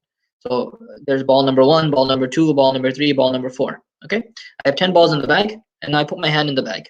When I put my hand in the bag, I want to pull out ball number 1. What is the probability of me pulling out ball number 1 from the set of 10 balls? It will be 1 over 10, right? And now put the ball back inside the bag. Okay, that's fine. So now I want to pull out ball number 1, and I want to put ball number 1 back in the bag. Now I want to pull out ball number 2. What are the chances that I'll pull out ball number 1 first, put it back inside, so the 10 balls again, right? And then I want to pull out ball number 2. Okay, for me to pull out ball number 1 is 1 over 10. For me to pull out ball number 2 right after that is 1 over 100. Okay, because both of them have 1 over 10 possible probability. You just multiply them together, get 1 over 100. The chance of me pulling out 1, then 2, that's 1 over 100. Okay, hope you're all following, hopefully, inshallah. The third, so now I want to do the same thing with ball number 3. So I'm going to pull out 1, then 2, then 3. And each time, again, placing the ball back in the bag. So pull out ball 1, it's 1 over 10. Ball number 2, 1 over 100. Then I want to pull out ball number 3, 1 over 1,000. And you can see that the number gets smaller and smaller to the point if I try to pull out 10 numbers in order from 1 to 10, I have like a 1 over 10 to the 10th power, an unbelievably small amount of chance for this to happen. Okay. The funny thing is you're telling yourself that's absolutely never going to happen. It's absolutely absurd. It's not going to happen. The funny thing is that the atheist will make you more believe that the universe came out like that by chance. Kind of funny to me, right? So the thing is that if one doesn't work here, we have to accept the other one. So we'll just check. Right? We were talking about the idea of chance, how it works. We'll just check. We're going to check how to make a cell which is made out of lots of proteins. Okay, we're going to make one protein here. We're going to make one protein. It's going to be made up of amino acids, like all proteins are. There are about 20 amino acids, right? And so in order to take the right amino acid, right, there are certain steps you got to follow to make a protein. Don't worry, we're going to get there. But in order to make a protein, we have 20 amino acids to choose from. So I'm going to make one. So the first thing I want to do is I want to figure out how many amino acids I need to put them in line, put them in order, kind of like the balls in the bag, right? They have to be in a specific order.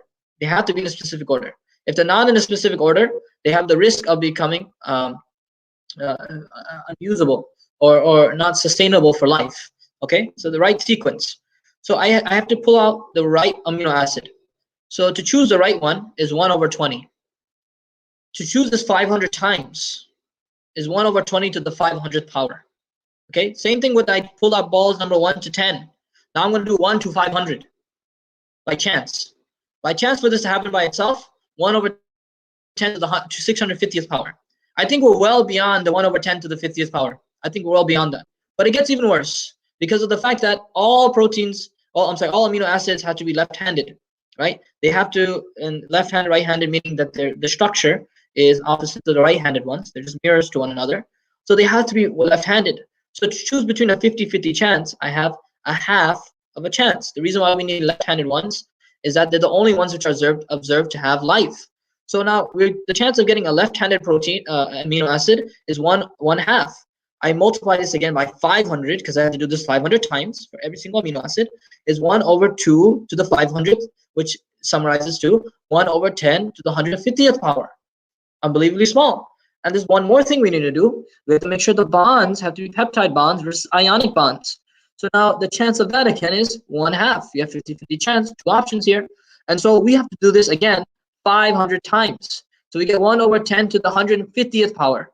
Again, so now we put all these probabilities together, 650 times 150 times 150, we get 1 over 10 to the 950th power. Now, mind you, that's I try to write it out for you. I don't think there's 950 zeros at all, but just understand this is the probability of just one single protein to get together, and there are 200,000 different types of proteins in a human cell. Okay, and 1 over 10 to the 50th power is considered zero probability of occurring in real life. Okay, and so and there are many proteins that are longer than this, and there are many other things to discuss here. We see that chance is not a probable, it's not a likely argument at all. It's not even on the table. It's not even something you can discuss because it's just way too fine. This was just one protein, for God's sakes. We have so many more things to discuss. So chance really fails here. So we're only left with one other option, which is the supernatural being. This is the only logical option left for us to be rational.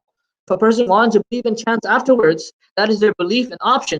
But we can't say they're being logical or rational. They're not being people that are appealing to reason here. They're just wanting to stick to their rigid and their hard beliefs here. Okay, so this makes sense of everything else.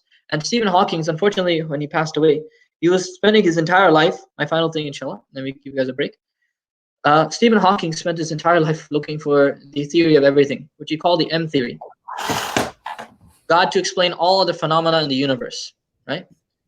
The idea that Stephen Hawking was looking for was a super theory to explain everything, how it came together. If he only found the theory of God, idea of God, because if Allah exists, then everything else makes sense. And that's what we consider to be the theory of everything. Allah is the theory of everything, right? So may Allah SWT give us all tawfiq, right? And may Allah allow us to benefit from what we've heard. Inshallah, we can take some questions if there are any questions, inshallah. So I encourage folks to type in their questions, and I'll read them off, and we'll try and inshallah address them. It is 3:24 p.m. So we have roughly half an hour left. So inshallah, I think Maulana Sahib, if you can take the 30 minutes, we can start at 3:30 and address that, and inshallah we'll end at 4. One question I had was that it often seems as if we get put on the defensive in a university environment on media, right? That we have to defend, we have to be apologetic, right? What would be your suggestion in terms of not being on the defensive when we engage in conversations like this, to grab the moral high ground? It's a very good question, and what I find is the most frustrating thing is that, as I hope that it was made clear here, that the arguments for the existence of God are extremely rational, and they're the most logical explanations we have for everything. But the atheist is actually the one who should be on the back foot, right? They should be on the back burner, fleeing from what we have to say. And so a lot of times we feel pressured to prove the existence of God. And you can do that. You can show them the arguments, etc. But you really need to ask them the big questions too. You should probe them. Don't let them probe you. Don't be on the back foot here. You should be the one to press forward and be brave and be courageous. Because again, you make a lot more sense than they do, as long as you maintain respect. Because what happens is, and this is part of the larger presentation, where I explain that when atheists are pressed on their beliefs and understanding of the universe, because it really doesn't make any sense, what happens is they get really offended and really aggressive, right? So you start to see who's a real believer. Like they say that we're people who believe in blind faith. I think there are more people who believe in blind faith than we do, from the atheists I've spoken to. So there's certain things about just being not having this inferiority complex, being brave, and pressing them with questions before they press you with questions.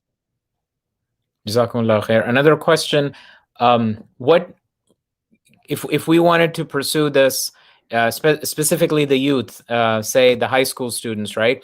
What resources would you recommend that we can look at in our spare time to educate ourselves about this issue?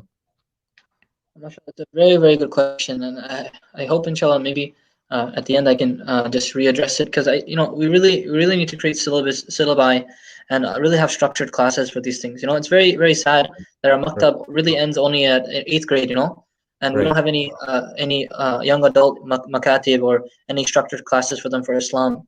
it just pains my heart that I'm trying my best to cover this in 2 hours. I think Brother Right. Zisha sees the rush, right? And Right. there's a lot of stuff here, and we just need a So, lot of time. I'm sorry. right. What we can do is, let's see how far we get here. But we more than happy to schedule another session where maybe, we go further in depth or cover some topics that we rushed over. I got another question, so I want to make sure, for the folks that I put them in front of you. The question, actually, it's a very good question. Can we use the moral argument against atheists? You can use the moral argument against atheists. It works. It's a double-edged sword for them, right? Like they want to be upset that you're practicing Islam, but as people who believe in subjective morality, like the fact that morals are they don't have any proper ground or foundation, they can't be upset at the fact that our sisters wear hijab. They can't be upset as Muslims were praying stuff because we have the free right, the freedom to do whatever we want. The moral argument you can use, but what I found is, and again, it's a very emotion. It leads to a lot of emotions. That's why you can use it. You can say number one is that you shouldn't have any problem with what I'm doing, and that you don't really have any moral ground, any way to accept or reject or be upset or anything because you don't have any basis for that. You can do that, but again, it leads to a lot of emotions. So I always like my best. I try my best to keep it intellectual and having logical arguments and discussions because going through the emotional route, which is actually what this problem of evil is about here, is that it is the emotional argument that people get offended by and upset by. And that's where atheists get really stuck on. So try your best to avoid the morality argument, but it is a good argument. I won't lie. Very convincing, very frustrating for the atheist to hear about. Right? But just be very careful again who you're speaking to. Jazakumullah khair. So, so it's about 3:28. Let's begin, cover this last section. And as I said, I think there is, alhamdulillah, I think somewhere between 35 and 40 people have been following since we began. And, if there is interest, definitely we'll schedule a follow-up on this as well. We have until 4 o'clock. So, Maulana Sahib, if you can start with our last section. Inshallah. So the Bismillah ar-Rahman ar-Rahim, and Jazakumullah khairan for everyone who is indulging me and giving me a chance to entertain everyone here. And may Allah reward you and accept you for your sacrifice. And I hope that you are benefiting, inshallah ta'ala. If Allah gives us more sessions, I'll be more than happy to spend a bit more time. I hate to say it, but I enjoy this topic in the sense that I do spend a lot of time on researching and studying this topic, and I feel bad about it. At the same time, I can't help it, So I'm always willing to take any questions and whatever, and if I can get back to you right away, I'll do it. If I can't, maybe another day, inshallah ta'ala. So now this question of the problem of evil, many times what's going to happen is, in terms of what happens on the ground level, is that people are not going to ask you about, how do you prove God exists? Or I don't know if God exists. They'll say things like, if God exists, why is there suffering in the world? Right? Why is there evil in the world? Why is there cancer? Right? Why did God send a virus? Why are we all suffering? Why are we all dying? All these things, So atheists have a big problem with this issue here. And so the reason why I started off with this intellectual discussion about the problem of God, okay, again, the problem of evil is not a new issue, okay? Blaming God for everything is the sunnah of Iblis. It is the way of Iblis. He goes and says about Allah, Rabbi famima aghwaytani, right? He said, oh God, because you have led me astray, it is your fault. I will sit and I will ambush them from your straight path or on your straight path. Okay, so Iblis is the first one to start off this discussion of hating God or having a hatred for Allah subhanahu wa ta'ala. Okay, the sunnah of Iblis is to blame Allah, and unfortunately he puts it in our hearts. If someone dies in our families, we say, why did God do it? Why did Allah do it? Why did this happen? Why did that happen? And so the same thing that Iblis did, the same poison he ate and he swallowed, is the same poison he's feeding us. So we have to be extremely careful here. Okay, so the reason why we started off with these intellectual discussions is because you never want to start from here. You're not going to go anywhere. You're going to hit a very terrible, you're going to hit a wall really fast, and you're not going to go anywhere. In other words, if someone asks you why is there suffering in the world, if God exists, why is there evil in the world, and things like that, you say, whoa, brother or sister, this is a very high level question. It's a very advanced question. We're going to start from basics here. Do you first accept God to exist or not? Okay? Because if God exists, and we can show you rationally that God exists, then you and I, even if we don't understand this question, it doesn't deny his existence. Does that make sense? The fact that you can prove that Allah subhanahu wa ta'ala exists, and now they have to accept the fact that He's there, and now they have to work with the fact that I have to deal with His existence in my life. And then we can talk about this question, but never start from this question. I've never seen it end up well. You're going to end up in this terrible circle, and the person will not get any closer to finding a solution. Okay? Once you understand Allah to exist, then things make sense. Okay? So theodicy is the solution to this problem, which is the answer to the question of evil. Why is there evil in the world? Okay? So there's a lot of evil in our time. I want to make this as a quick disclaimer. There's a lot of evil things in our time. You have to work actively to solve the problems in the world. Obviously, we know that the Prophet ﷺ said, whoever sees an evil must change it with their hand. If they're unable, then with their tongue. And if they cannot do that much at least, then with their heart. And that is the lowest level of belief, right? The Prophet ﷺ told us to change these things. Just because we accept it as a reality, within the classroom we're talking about this, right? We're talking about evil, we're talking about its existence, etc. But in terms of the world, we're trying our best to remove evil as much as we can. Whatever bad we see in the world, we try our best to remove it as Muslims. This is a moral ethic. This is a akhlaqi, a characteristic of us that we try our best to help the world around us. Okay? So now, this is the things that you probably hear. Why did my 3-year-old granddaughter die? Why did my mother receive cancer? Why did I have to live in that house for so long? Why did I not get married yet? Or better than that is, why am I married to so and so person? Why does God allow suffering? Why does God not stop poverty? Why are there wars? Right? Why is there the virus? Etc. Etc. People ask many questions, and they get really upset with things that happen around them, both personally and universally. Right? This is not a new thing. This is Epicurus, one of the Greek philosophers we were talking about from the beginning. He says something very ajib. He says, is God willing to prevent evil but not able? If He's willing to prevent evil but He's not able to, then He's not omnipotent. He's not qadir. He's not all-powerful. Is He able to, but He's not willing to? Then He is malevolent. He's an evil God. Is He both able to and willing to? Then where does evil come? Whence cometh evil? Is He neither able to nor willing? He's asking all these questions about God. Then he goes and says, then why call Him God? If He cannot stop evil and He's not willing to change evil, then why do you call Him God? Right? So this is the type of stuff he's saying. David Hume in the 1700s said the same exact thing. Epicurus' old questions are still unanswered. Is He willing to prevent evil but not evil? And he mentions the same exact thing about Him being an evil God, etc., etc. Okay, so you can see that this is it causes a lot of problems. There's an entire logical syllogism behind this. I'm not going to stress this one too much here because that's a more logical argument. We're going to address this question here. And the best thing for me is that I try my best to rephrase questions in a way. And I want to look at the question. Many times the answer is inside the question, because many times people ask a question, but the question itself is incorrect. There's a misunderstanding in their question. And if you can find that misunderstanding, you can always find a solution to what they're asking. Okay? And so I sometimes my answers always start out with there's a misconception in the question, because this is the idea here. So let's look at this question here.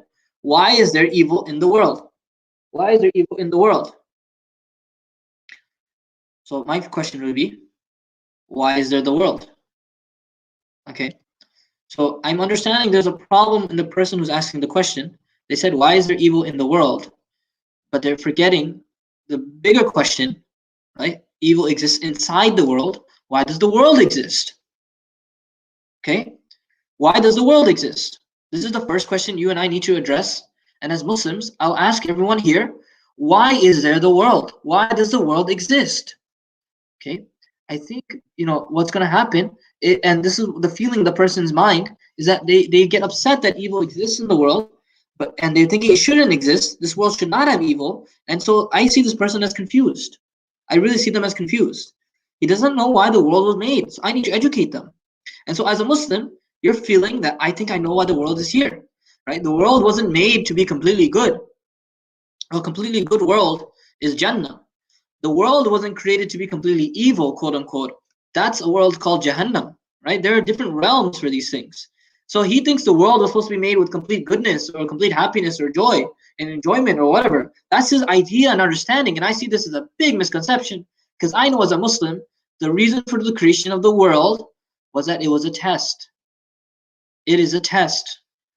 And this is our solution and our response to people who have this issue. They're not understanding why the world was made. The world is designed as a test. This test has two mechanisms. وَنَبْلُوكُمْ بِالشَّرِّ وَالْخَيْرِ فِتْنَةً. Allah subhanahu wa ta'ala says in Surah Al-Anbiya, this test has two mechanisms. We'll test you through good and we'll test you through evil. Okay? Allah subhanahu wa ta'ala says it in the Quran, we'll test you through evil and good as a trial. Right? So now, why does God allow it? Now, here's the thing. And so now people, you have this discussion. So now I explain to them and I say that, look, brother or sister, this world has been designed as a test. It's not made to be completely good or completely evil. That's not the purpose of the world. The purpose of the world is to test. Okay? Now, why does God allow it? He'll say that, okay, I understand. But why is there suffering in the first place? Why does God allow it? It procures this question, right? Why does God allow it? What was the purpose of the world again? If we understand it is a test, if we understand how a test should work, is that evil is the byproduct of this test. You know, if you have a test, you have a paper in front of you, exam, you're going to find, let's say, multiple choice questions, right? You have A, B, C, or D. There's only one answer which is right. There are multiple answers which are wrong. This evil is the fact that people are getting their answers wrong, right? This is just part of the fact that it is a test. The idea is that people will commit this evil and these atrocious acts because of that reason. Okay, so now what is being tested? So I will ask the question to them. What is being tested? And the deeper question here is, what is exclusive to humans and jinns that allow us to be tested? And now everyone in their minds is thinking, oh, I know I have something that other things, other creation in this world don't have, which is I have free will.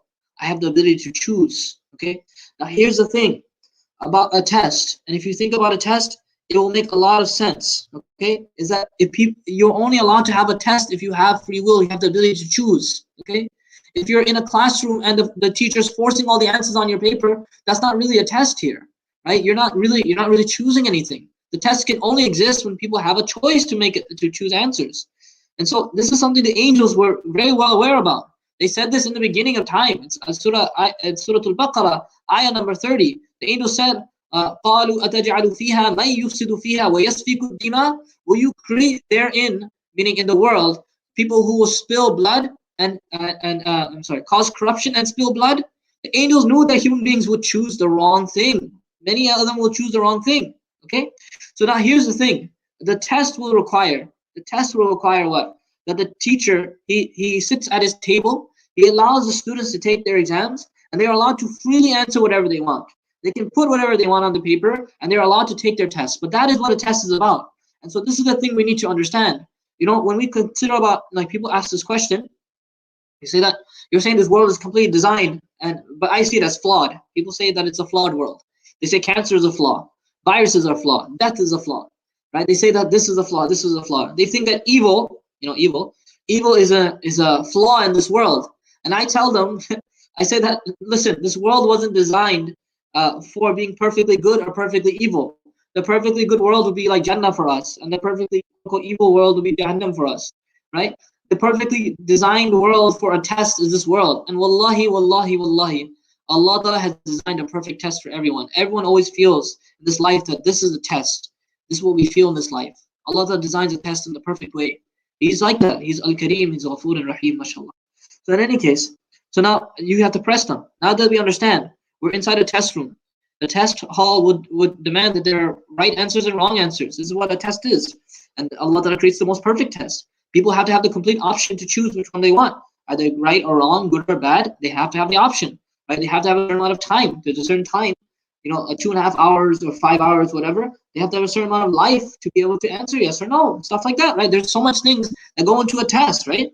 So now my question to them is, you're saying God is letting it go, He allows it. I would ask them, why are you assuming that God will not take care of it? Are you really thinking Allah won't take care of it? And this is not what I would ever understand, and no Muslim should ever understand this. We have a pixel, and He has the picture. That we have a small portion of the equation, the full equation, the full demonstration of Allah's justice and mercy and kindness. The demonstration that we can fully observe will be on the Day of Judgment. Okay? He is just, and everything will be compensated for. Again, this life is a test. If this life is a test, there must be a place where we get our results. This place is not the place of results. No Muslim should ever feel that because I have good dunya, that I have a lot of money, or my family's okay, or whatever, Um, it doesn't mean that Allah subhanahu wa ta'ala is quote unquote pleased with me or not. Those are indications, stronger indications that you're a Muslim. And even stronger indication is that you're a Muslim with good actions. But we don't know until the time of death who Allah Ta'ala chooses to be in His mercy, you know? We have to make dua every day. Allah Ta'ala, let me die with the kalima La ilaha illallah. These difficult times of atheism. I don't know if I will die in Islam, or my children will, or my grandchildren will die in Islam. Allah grant hidayah, guidance to all of our people, Ya Rabbal Alameen. All of the Muslims and non-Muslims, Ya Rabbal Alameen. So now this world is not the world of results. The world of results is in the hereafter. Okay? And on that day, when Allah subhanahu wa ta'ala will show you His justice, everyone will accept Allah Ta'ala's plan. Everyone will accept Allah Ta'ala's plan. And this is so critical and so astounding that the Prophet ﷺ said in a beautiful hadith, he says that no one enters the fire, even no one enters Jahannam, except they know that they deserve the fire more than Jannah. Ibn Kathir rahimahullah ta'ala brings this under the ayah فَاعْتَرَفُوا بِذَنْبِهِمْ in Surah Al-Mulk, that they acknowledge their sins. So the Prophet ﷺ says, Allah subhanahu wa ta'ala will explain to them and they will see why they entered the fire. And they'll say that, Ya Allah, I deserve this. Can you imagine that? It sends a shiver down my spine to even think about it. May Allah protect us from it. But Allah Ta'ala's His justice is so convincing, and everyone will accept it to such a degree that people who even enter the fire will say, yes, we definitely deserve this. Allah Ta'ala protect us from that. You have to understand that the justice that Allah Ta'ala will establish, even animals that there was some wrongdoing or oppression, Allah Ta'ala will make justice between them too. The animal that attacked the animal without horns, the animal that had no horns will be given horns on the day of judgment, and he'll be allowed to take his and transact his justice on that day. Allah, we don't even have courtrooms for animals like that in this world. Let alone, people, we put innocent people in jail on a daily basis. We sometimes let out criminals into the world. We have a lot of problems, Allah Ta'ala's justice and His courtroom on the day of judgment is unbelievably fair, it's unbelievably just. May Allah subhanahu wa ta'ala save us on that day and allow us to go into Jannah through His mercy. And now what we understand is, and I explained to, anyone who has this question, I said that you're looking at the evil in the world as what Allah created us for. He didn't create us for this world. He created this world as a testing ground, as a place that we can plant our seeds, and in the hereafter we'll get our full reward and results. So now the difficulties and the hardships and the suffering that happens in this life, it's not the goal of this life, it's a means of obtaining reward. Like if I were to ask you, like if you go back to those questions in the beginning of this presentation that we had here, that why did God allow why did my 3-year-old granddaughter die? What answer would you give? Right? You could say that perhaps there's a high level reward if you can be patient. Inshallah, your granddaughter will be in Jannah, right? You could say like a lot of things, right? Maybe your status will be increased because of this difficulty you're having. Maybe your sins will be forgiven, right? That wife that's living in that house, she hates that husband so much, right? Maybe there's such a high level of ajr. I think it was Imam Asma'i rahimahullah ta'ala, or one other famous sheikh of the past, who mashallah, like there was a conversation between him and his wife, and so mashallah, the wife was extremely beautiful, and the husband wasn't, given like a 4 out of 10, not the most attractive guy in the book, right? So the wife said, I think we'll both enter Jannah. I think we'll both enter Jannah. Sheikh, the guy asked and said, how's that, wife? He said, well, I think you'll enter Jannah. The wife says, I think you'll enter Jannah because whenever you look at me, you thank Allah Ta'ala. You make shukr to Allah. And whenever I look at you, I make sabr and patience with Allah. And so then I will enter Jannah too. So, mashallah, there are a lot of rewards for patience. We don't understand these things. We don't realize these things. There's a lot of raising of ranks. Certain places in Jannah we could not obtain, but because of the patience we had in this life, Allah will allow us to obtain it. And one of the most amazing and astounding things is that you are connected to Allah. I tell you, and I've seen this multiple times. Unfortunately, may Allah save us, we're victims of this too. That when life is going, it's all easy peasy lemon squeezy, it's all good in the hood, like we're all happy. What happens is that we don't really worship Allah. It's like, oh yeah, we wake up sometimes, we don't wake up sometimes. Sometimes we never go to masjid for 3, 4, 5, 6 months, whatever. We completely abandon it. But once a calamity comes, and I've seen this before, that brother who never came for Fajr, who never comes for any salah, but he's going through a difficulty in his life.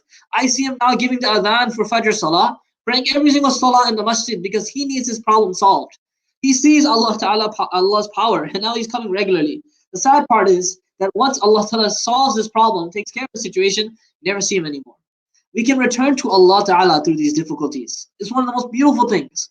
I know people look at it as a terrible thing, but sometimes we feel this such a happiness. A person who has a fever, he has a fever at night. The Prophet ﷺ says, whoever goes through a difficult fever at nighttime, he wakes up with his entire body forgiven of sins. There's no sins left on his body. So the Prophet ﷺ has said this very beautifully. It's Hadith Muslim. And reflect on this about the world of testing and the world of results. The Asman Zameen Farq, the difference between both. That the person who had the most pleasing life in this world. Imagine this man, billionaire, lamp of luxury, silver spoon, fed on a silver platter, amazing person in this world, and he has so much fame and fortune and whatever you can imagine. But he's a person of the hellfire.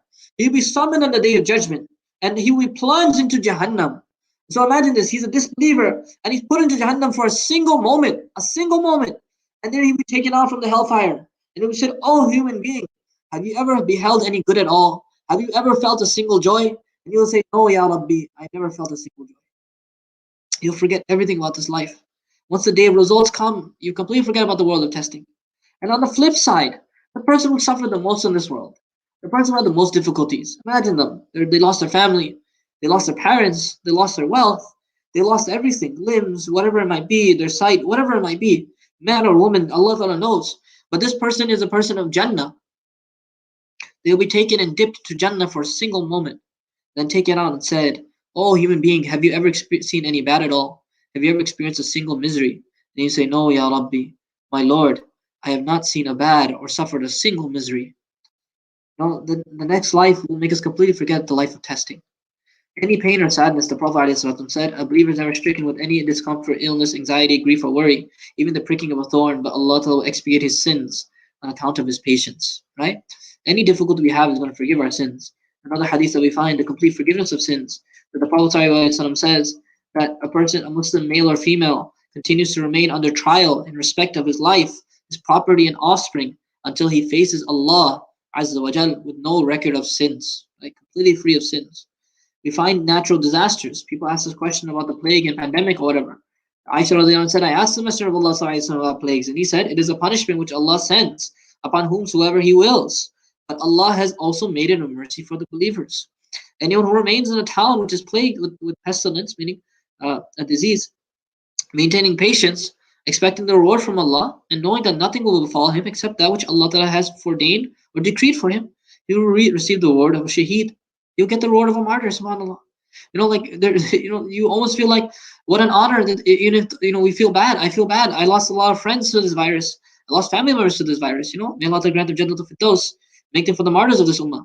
But you almost feel like, wow, what a great position they'll have in the hereafter, and I'll be reunited with them. So what is that real loss? What am I complaining about? Bodily impediments. The Prophet ﷺ said, Allah Ta'ala says, Hadith Qudsi, when I afflict my slave in his two dear things, his eyes, and he endures patiently, meaning he lost his vision, he lost his sight, but he remains patient with Allah. Allah says, I will only compensate him with Jannah. I'm only going to give him Jannah at the end. When people lose children, it's one of the most difficult things. Right? Thamratul Fu'ad in the Hadith. The Prophet he says they're called the fruit of the heart. Right? The Prophet says, it's a long narration, I'll summarize it for you.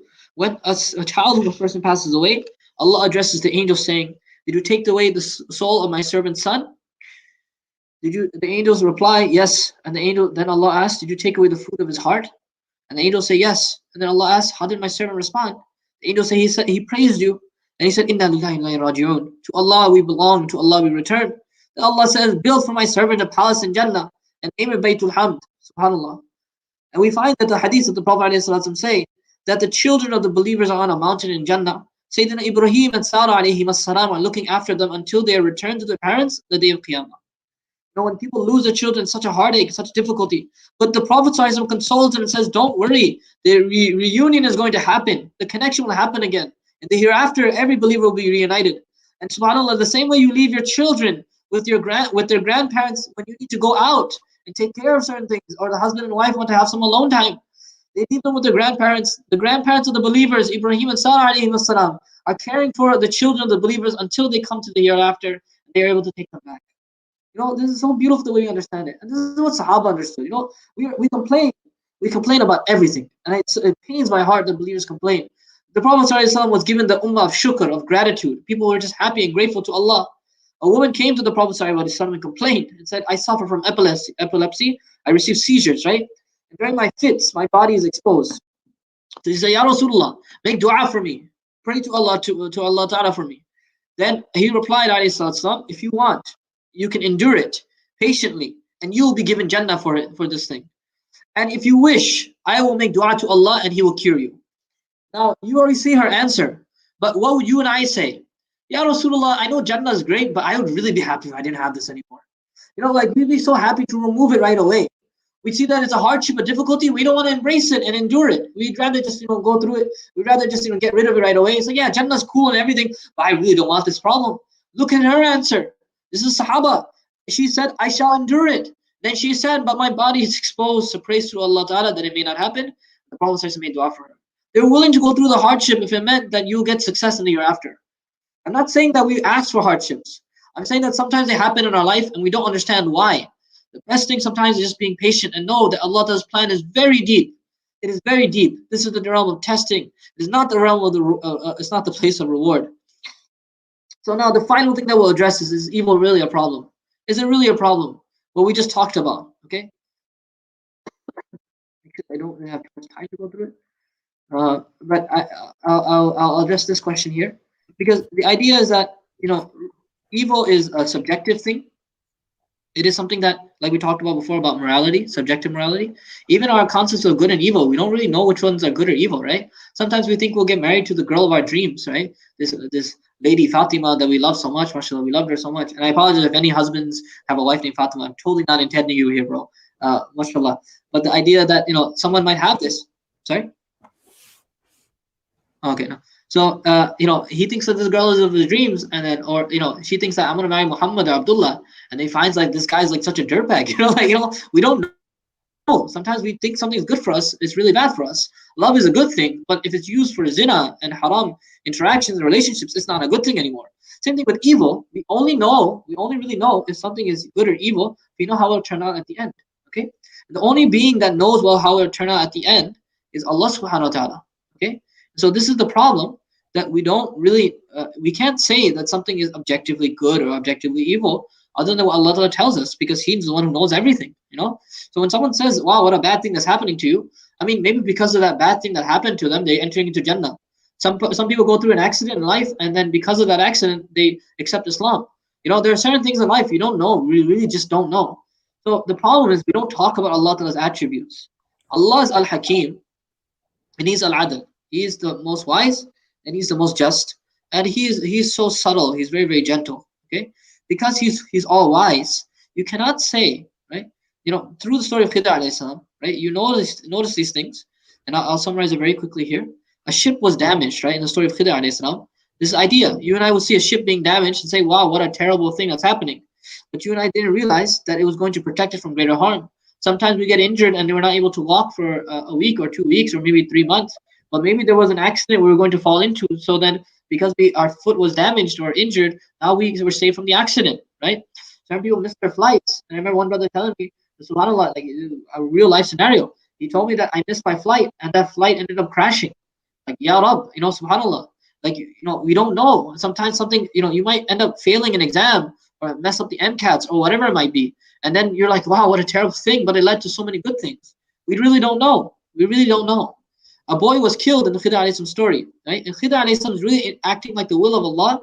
Things are just happening in the world, like just accidents, harm, damages. Just Khidr alayhi salam is acting like the normal acts of nature in life for us. So a boy was killed, but it was to provide relief for the parents and the boy. I think people forget that. He was a boy, a young boy, and he was a Muslim boy, mashallah, he's going to Jannah, inshallah ta'ala, right? And so there is a greater benefit for all at the end of the day. And so we would never be able to even judge that. We wouldn't be able to understand that. We would just forget it. Totally don't understand it. And the last part of the story was a wall was fixed without compensation.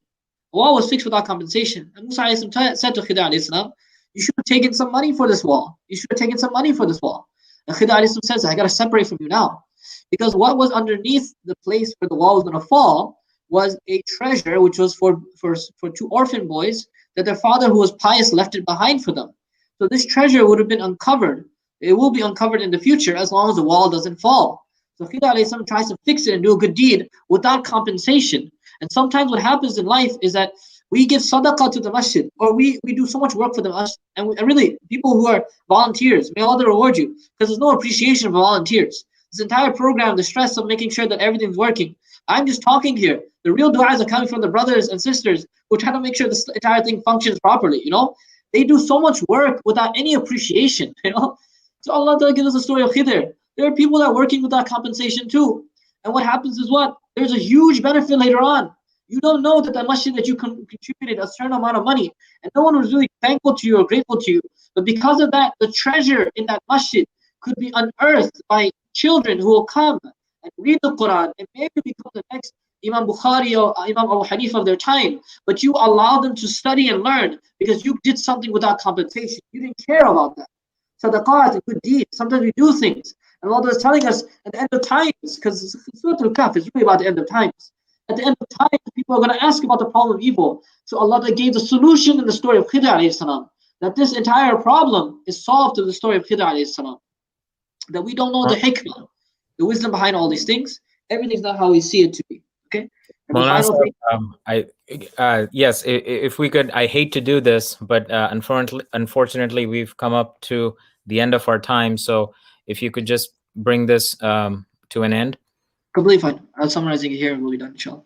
So to the final comments, inshallah ta'ala, is that as we probably noticed here, that if we had more facts and details, we'd see that there was a lot of wisdom behind Allah Ta'ala's plan. And I mean it. And I say, wallahi, on the day of judgment, when Allah Ta'ala explains everything to you and I, we'll say, wow, that was an ingenious plan. We don't have the wisdom. We don't have the prerequisite knowledge to understand what Allah Ta'ala is doing. He is Allah. He is the most wise. He has all the knowledge. He's beyond what we can understand about intellect and reason and rationality. He's really beyond all these things. He has the most of everything, So he's perfect. His plan is perfect. His hikmah is infinite, right? So now one sheikh said, and this is a summary here, that Abdul Rahman al-Shaghuri rahimahullah ta'ala said that were you to take the unseen, if Allah gave you the keys to the unseen, all the destiny and everything, and you were given it, you would not choose, you were given all of human history, everything, you would not choose except that which Allah Ta'ala willed. Because you cannot design better than Allah. You cannot be more wise than Allah. You cannot be more knowledgeable than Allah. That's illogical. Okay? So may Allah give us tawfiq. Some people will not want to accept it this moment, but it's real, right? Either you accept it or not. You gotta jump ship. Jannah will still exist, the day of judgment will still exist, and all these things will still exist. We have to make the right decision here. That rather we should live a life that is worshipping Allah subhanahu wa ta'ala. And the why me is because it's you, right? The test is designed for you and I. We have to embrace it and accept it. The more we submit, become Muslims to Allah, the more we'll find success and happiness in this life. Okay? May Allah subhanahu wa ta'ala give us all tawfiq, inshallah. Jazakumullahu khair. I think it was apparent your mastery of this subject and your passion for helping us understand. I think this is an extremely vast but important and critical topic. And we've already had a number of requests to have a follow-up session. So inshallah, I'll work with you and we'll see. We can come up with a follow-up session where we explore some of the concepts that you touched upon in more detail next time, or some of the topics that we couldn't get to. For all of us, this is a very, very critical area. And I think the walkaway that I'm going to keep is we have a pixel. Allah subhanahu wa ta'ala has the whole picture. And just keeping that helps understand and explain so much. So I would like to, on behalf of NCMC and all of the somewhere between 35 and 40 folks, and hopefully more, they were attending with people who attended, I would like to say Jazakumullahu khair to Maulana Sahab for helping us understand and explore these issues so carefully. And may it be a source of benefit for all of us. May Allah subhanahu wa ta'ala bless the work that you are involved in. And I would like to ask one more favor of you, Maulana Sahab, if you can just conclude this session with dua. And if we can get a commitment from you that we'll have a follow-up session on this. Inshallah, if people would like it, and I apologize. You can see how so much material to go through. I ask for forgiveness too for anyone who felt like I offended them or I didn't speak clearly enough. Please forgive me, inshallah. And I would love to come again, inshallah ta'ala. Really, as much as benefit we can for our own khidmat, right? We can provide, inshallah ta'ala. Okay. Jazakallah khairan, Brother Zisha, and all the brothers, the administrators, and the committee members, mashallah, that made this happen. Can you end with dua for us? Inshallah. اللهم صل على محمد وعلى ال محمد كما صليت على ابراهيم وعلى ال ابراهيم انك حميد مجيد اللهم بارك على محمد وعلى ال محمد كما باركت على ابراهيم وعلى ال ابراهيم انك حميد مجيد ربنا ظلمنا انفسنا وان لم تغفر لنا وترحمنا لنكونن من الخاسرين اغفر لنا يا مولانا انك انت الغفور الرحيم ربنا آتنا في الدنيا حسنة وفي الآخرة حسنة وقنا عذاب النار اللهم طهر قلوبنا اللهم طهر قلوبنا اللهم طهر قلوبنا يا أرحم الراحمين. Ya Allah, please forgive us for our sins, Ya Allah. Please forgive us for our mistakes, Ya Allah. Please forgive us for the sins of our hearts, Ya Allah. Please forgive us for the sins of our limbs, Ya Allah. All the haram things we looked at, Ya Allah. All the poison we looked at, Ya Allah. Please, Ya Allah, please forgive us for all these gunah, Ya Allah. All these mistakes, Ya Arhamar Rahimeen. Ya Rahman, Ya Kareem, Ya Dhul Jalal Ikram, Ya Allah. Please remove the doubts of atheism from our hearts, Ya Allah. Please give us the nur of hidayah and guidance, Ya Rahman Rahimeen. Ya Allah, allow us to be strong believers, Ya Rahman, Ya Rabbal Alameen. Give us iman like the Sahaba radiallahu anhum, Ya Rabbal Alameen. Give us faith and beautiful faith like the Prophets alayhi wassalam, Ya Rahman Rahimeen. Ya Rahman, Ya Kareem, Ya Dhul Jalal Ikram. Ya Allah, strengthen our iman in these difficult times. Ya Allah, we worry about ourselves, we worry about our family, we worry about our children, we worry about our grandchildren, we worry about the Muslims of the future, Ya Allah. We worry about all the Muslims of the world, Ya Rahman Rahimeen. We worry about our non-Muslim brethren, our non-Muslim neighbors, Ya Allah. Please, Ya Allah, guide us all to hidayah and understanding, Ya Allah. Please, Ya Rahman, Ya Kareem, Ya Dhul Ikram, Ya Allah, your plan is so just, Ya Allah. In the difficult times, Ya Allah, allow us to remember you, Ya Allah. In the difficult times, Ya Allah, allow us to pray to you, Ya Allah. Please, Ya Allah, forgive us, Ya Rahman Rahimeen. Grant us Jannah Firdaus. We don't deserve it, Ya Allah. We don't deserve it, Ya Allah. We don't deserve it, Ya Allah. But Ya Rahman Rahimeen, you can forgive everything, Ya Allah. Put us in Jannah Firdaus with Habib Muhammad sallallahu alayhi wa sallam, Ya Allah. Please, Ya Allah, accept this masjid, Ya Allah. Accept all the brothers and sisters who took out their time of their day, Ya Allah, to learn something of the deen and listen to something of the deen, Ya Allah. Please, Ya Allah, accept all of them, Ya Rahman Rahimeen. Please, Ya Rabbal Alameen. Please, Ya Allah, give us the more opportunities, Ya Allah. All of us to give us opportunities, Ya Allah, to serve your deen, Ya Rahman Rahimeen. Please, Ya Allah, put in the mizan, the scale of good deeds, Ya Rahman Rahimeen. Please, Ya Rabbal Alameen, put us in Jannah Firdaus with Habib Muhammad sallallahu alayhi wa sallam. سبحان ربك رب العزة عما يصفون وسلام على المرسلين. الحمد لله. Jazakumullahu khair. We will be in our du'as. Maulana Sahab, please keep us in your du'as, and inshallah, we will schedule another session in the future. Assalamu alaikum wa rahmatullahi wa barakatuh.